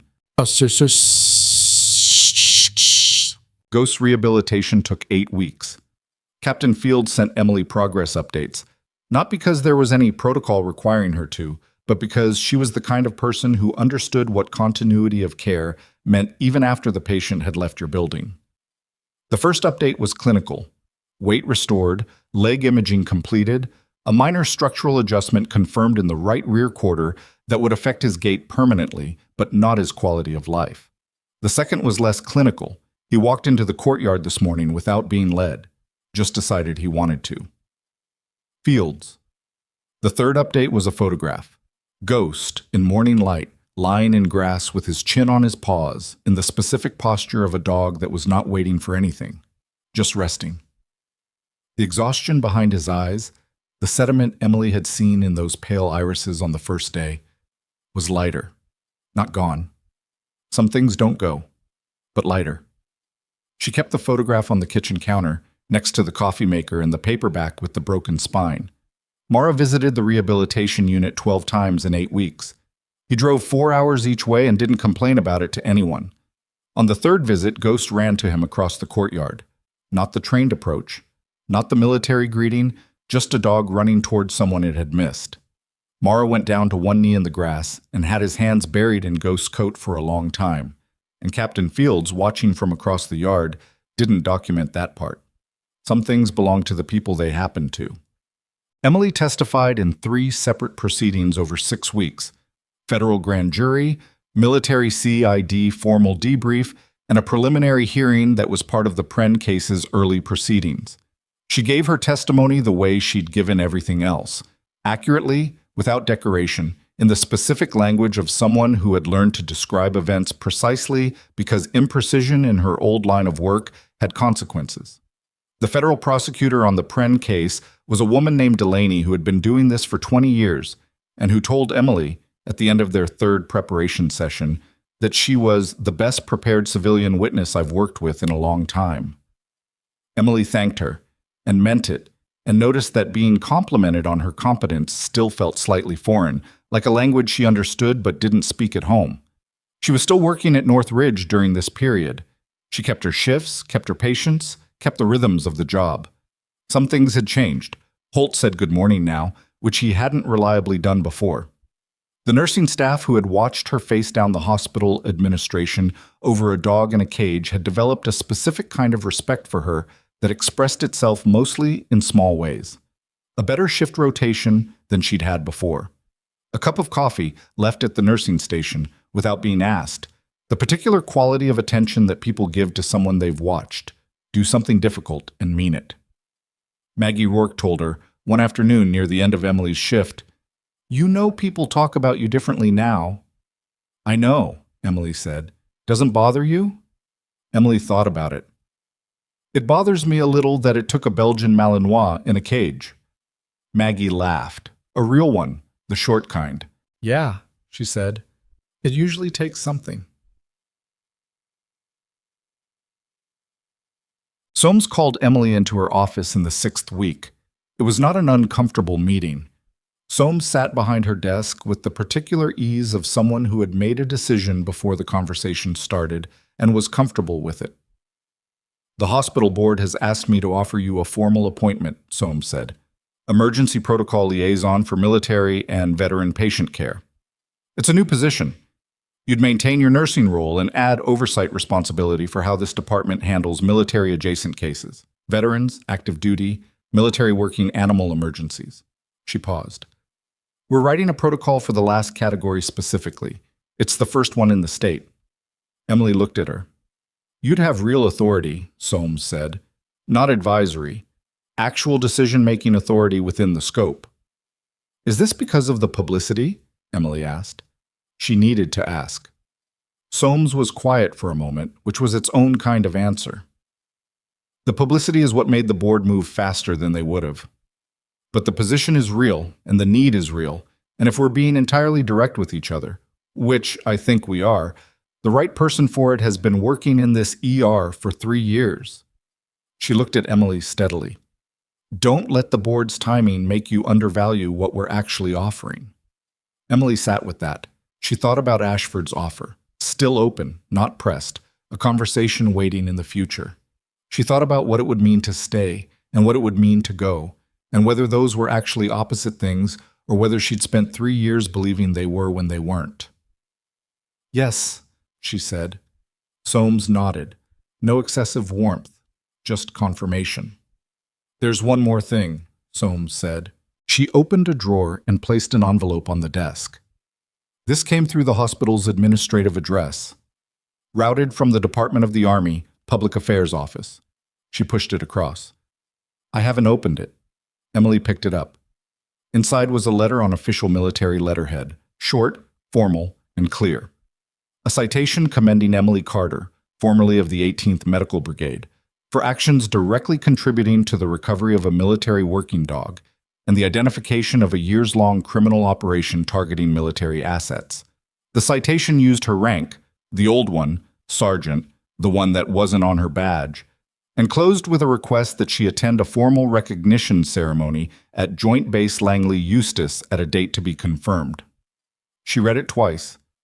Then she folded it along its original creases and put it back in the envelope. Soames was watching her. "Good news?" "Yeah," Emily said. "Yeah, it is." The ceremony at Langley Eustis was not large. It wasn't meant to be. It was a working installation doing working things, and the people who gathered in the courtyard outside the K9 rehabilitation unit on a Tuesday morning were there because they were supposed to be there and not because anyone had made a performance of it. Ghost was there. That was the part that mattered. He came out of the building beside Captain Fields, moving with his characteristic deliberateness, the permanent hitch in his right rear gait now so familiar that Emily only noticed it because she knew to look. He was lean and clean, and his coat had the healthy sheen of an animal properly cared for. When he saw Emily, he didn't run to her the way he'd run to Mara. He walked, directly, and stopped in front of her and looked up at her with those pale, exhausted, not quite as exhausted as before eyes. She crouched down. She put her hand on the side of his face. "Hey," she said, "look at you." He leaned into her hand.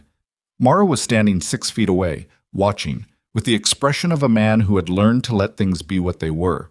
He looked better than he had at the hospital.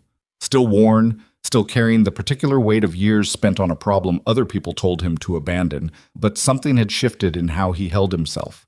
Lighter was the only word Emily had for it. Ashford was there. He stood to one side and didn't say much, which she'd come to understand was his register: present, observing, economical. A 2-star general named Morrison read the citation. Emily stood straight while he did it and felt the specific discomfort of being publicly recognized for something she would have done anyway, in private, without the citation or the ceremony or the crowd. It wasn't false modesty. She genuinely believed that the doing of the thing and the recognition of the thing were separate events, and the first one was the one that mattered. But she also understood, standing in that courtyard, with Ghost's head under her left hand in the cold morning air moving through the assembled group. That recognition mattered to other people. That a record existed now. That somewhere in a file, in a database, in the story that would be told about this case for years afterward, there was documentation of what a nurse in a Blackwater City ER had understood when everyone else in the room had missed it. That wasn't nothing. That was the difference between a thing being true and a thing being known to be true, and the second one had weight. When Morrison finished, Mara received his own recognition. A formal statement of vindication for his 4 years of requests, and a separate notation entering into Ghost's military record that the animal's MIA designation had been resolved with full recovery. That notation mattered to Mara in a way that the ceremony didn't, Emily could see. It was the paperwork that corrected the paperwork, the record setting itself right. Afterward, standing in the courtyard with cups of bad military coffee, Mara looked at her and said, "What are you going to do now?" "Stay at North Ridge," she said. "For a while, there's work to do." "And after?" She looked at him. She thought about Ashford's offer, still waiting. She thought about the years she'd spent in a hospital being good at her job and quietly invisible, and the years before that being essential to operations that couldn't be named. She thought about this thing that Ghost had done, holding his training, his discipline, his capacity to respond correctly when it mattered, through 4 years of circumstances that should have broken it. She thought about the fact that she'd done the same thing, just more quietly. "I don't know," she said honestly, "but I think I'm done being easy to overlook." Mara smiled. It was a small smile, the kind worn by someone who doesn't do it often. "I don't think you were ever easy to overlook," he said. "I think people just chose not to look." Ghost pressed his side against Emily's leg. She reached down and put her hand on his back, and he held still beneath it, and the cold courtyard went on around them with all its ordinary institutional noise. And for a moment, just a moment, the whole shape of it was clear.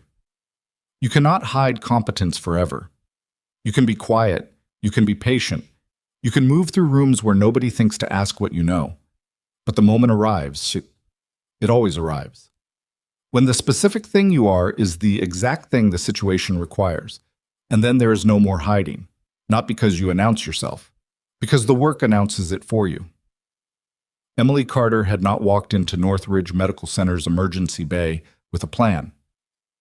She had walked in with 4 years of combat experience, 8 years of practice at being underestimated, and the particular stubbornness of someone who had learned to trust what she observed when everyone around her had decided to trust something easier.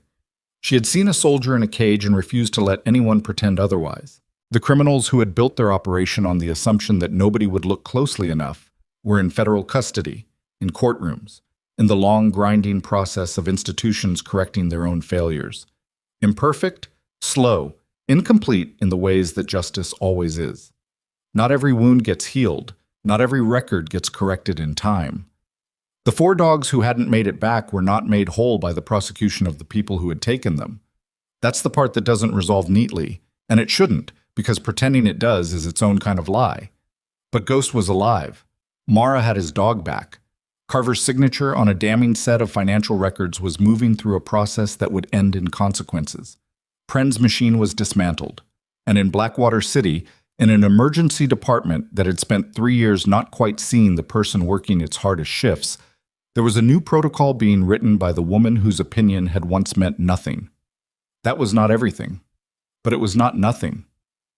Emily picked up her coffee and looked at the sky over the base, pale, wide, the particular winter blue that made distances look further than they were. Ghost sat beside her with the composure of a soldier who had done his time in hard places and was, finally, somewhere that didn't require him to be afraid. "Welcome home," she said quietly. Not to him, or not only to him, to both of them. The world has always had rooms full of people certain they know what they're looking at. What changes things is the person in the corner who actually does, and who refuses to look away.